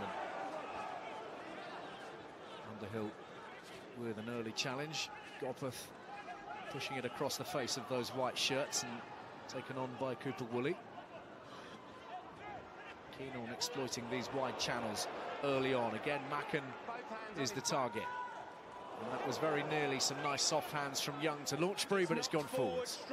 Well, you come away, Al, you want to start with a bang, and we haven't really seen that from Bath. Wasps have got control at the start. This is a prime opportunity from the kick-off. It's a great chance to counter ruck there. We saw that from Quins time and time again. That's made worse by Charteris stepping in on the outside on Launchbury. Again, he did that 3 or 4 times last week, which caused them to concede tries against Newcastle. Areas will have been spoken about in the week from the coaching staff of Bath, one of which will have been to that guy to hold his channel. And interestingly, from a Wasp perspective, we've already seen Austin 3 inside passes just to straighten the line and make sure that they're a little bit more direct, as Dai Young talked about. Look at that success rate. Even though these sides have been struggling outside of in their overall game at scrum time, Wasps right up there, 97%. Bath even better, 100%. First and third. Expect a very, very strong contest. Both need to sort their height.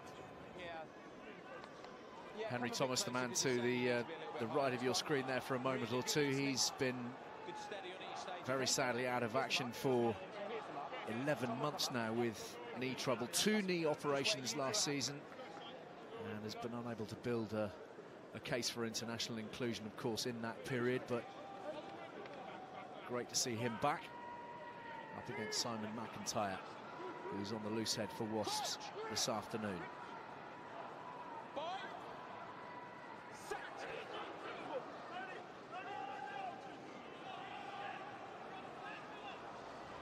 Decent nudge, but a good counter drive from Wasps, and Matthew Carley awards them the penalty. Hughes takes it quickly and is not happy about being called back. Yeah, Ben Urbano, I think, is penalised for going across.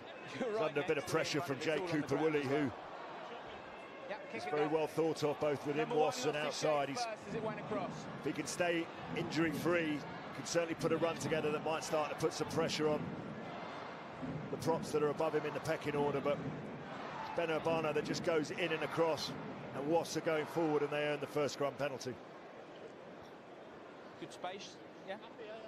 This was the quick tap from right in front of Matthew Carley, but he wasn't content with it, and Nathan Hughes, always playing with a smile on his face, and of course offered us one of the more appreciated moments of Premiership rugby last weekend in attending to the stricken Sam Simmons after his hefty collision with the Wasp number 8, attending to him on the ground as play continued. Great moment of sportsmanship.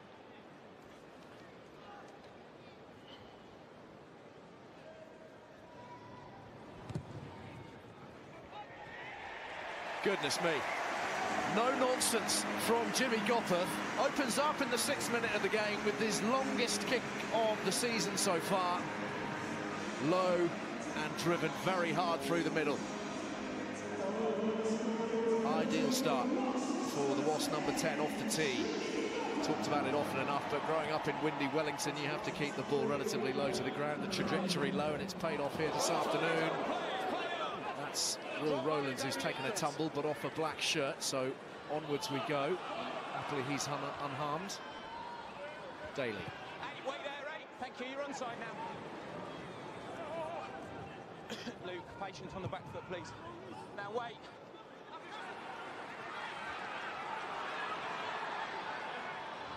Wade, one-on-one, slipping half past Underhill, who gets back to compete.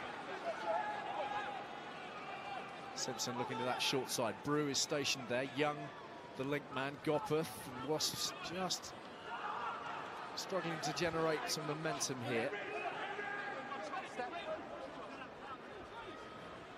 Taken on by Tom Cruise. Still no Tommy Taylor available, of course, for Dai Young as well. Daly, plenty of early touches for him. Plenty of early possession for Wasps, 85% of it in these opening minutes. Gopperth, crossfield, Wade on the chase. Brew underneath it, takes it well. And there's Falatau. Hit hard by Cooper-Woolley. And Chris Cook goes to the boot and has come up with a very clever grubber. Yeah, it's a nice kick from Cook, wasn't it, under pressure. Falatau tackled upended but brought down safely. Yeah, he's hit hard, but he's hit on his own terms. Look at the control he has in the tackle. He knows where he's going. He's always in control. Brilliant offload and keeps the play alive. Very nice play. Apart from being hit in the midriff. Yeah. Oh, he's so dexterous, isn't he? Talopi Falatau. Know about all the power that he can generate, but those hands are outstanding, and the footwork is pretty special too when he gets moving. Yeah, Will Rowlands won't thank James Haskell and Jake Cooper-Woolley. They're just yeah, the lift was good. They just abandoned ship halfway through the lift and just said, there you go, mate, land yourself. Yeah, you're on your own now, mate. But thankfully, well, hopefully he's okay, because Dai Young doesn't want to see any more additions to the physio room so early on in the game. Yeah, certainly not in the second row department either. Looks like Marcus Garrett, 22-year-old, on the bench, set to make his Premiership debut. I think it's more of I think it's a finger he might have dislocated, actually. The physios look like they're just putting his finger back in place. So while Will Rowlands is attended to, let's have a little look at the rugby coming your way on BT Sport. Wednesday, 8 o'clock, BT Sport 2 HD in its usual slot. Danny Cipriani, unavailable for selection today, but he's available for us on Wednesday evening. All the usual demos, the reviews and the previews of forthcoming action. Harlequins against Sale we open up with from the Stoop next Friday at 7. BT Sport 2 and 4K UHD, and then we're off to London Irish on Saturday up against the Tigers, fresh from that outstanding win yesterday over the champion Chiefs. And then on Sunday, Sarries Wasps. It's a big one, 2:30 from Allianz Park. BT Sport 1 and 4K UHD. Claimed by Launchbury. Claimed by Launchbury under the watching eye of Steve Borthwick there in the crowd. He'd be pleased with the form of Launchbury in the opening 4 games. Yeah, 1 or 2 to cast his eye over here this afternoon for Steve Borthwick. This is Watson straightening, and a powerful run and an excellent offload too. Cook goes wide for Rockandanguni. First touch for the winger, who's been coming up with some extraordinary tries this season. A powerful surge here from Charlie Ewells, carried onwards by Walker. And now Cook inside the 22. Bath threading some decent phases together here. Charteris has left that hanging, and that's gone forwards. Oh, what a shame. Some really nice offloading, probably doing what Newcastle did to them last week in filling that channel. Watson looks up, you think he might shape to kick, and then puts a fend in and runs. And after that, some lovely offloading. Cook, first of all, with a lovely ball over the top to Rockandanguni. Look at that, it's flooding the same channel. That's really, really hard to defend against when players come through that same channel. Well, some excellent hard lines being taken initially, of course, by Watson, but great to see the interplay between the likes of Ewells and Walker too. Oz. Well, just seeing these lines run a lot more by a lot of sides now, particularly when you go wide. When sides go wide against you, look at all the forwards all homing in on the breakdown. What that means is you blindside them by coming back at their inside shoulders rather than running outside and trying to get leg drive. Just try and convince them that you're not coming and blindside them and going on the inside. Some good offloads then, and then you get right in behind. More sides doing that now, and the side who have become best at it are at the top of the league, Northampton. It's also about putting that pass across the first runner.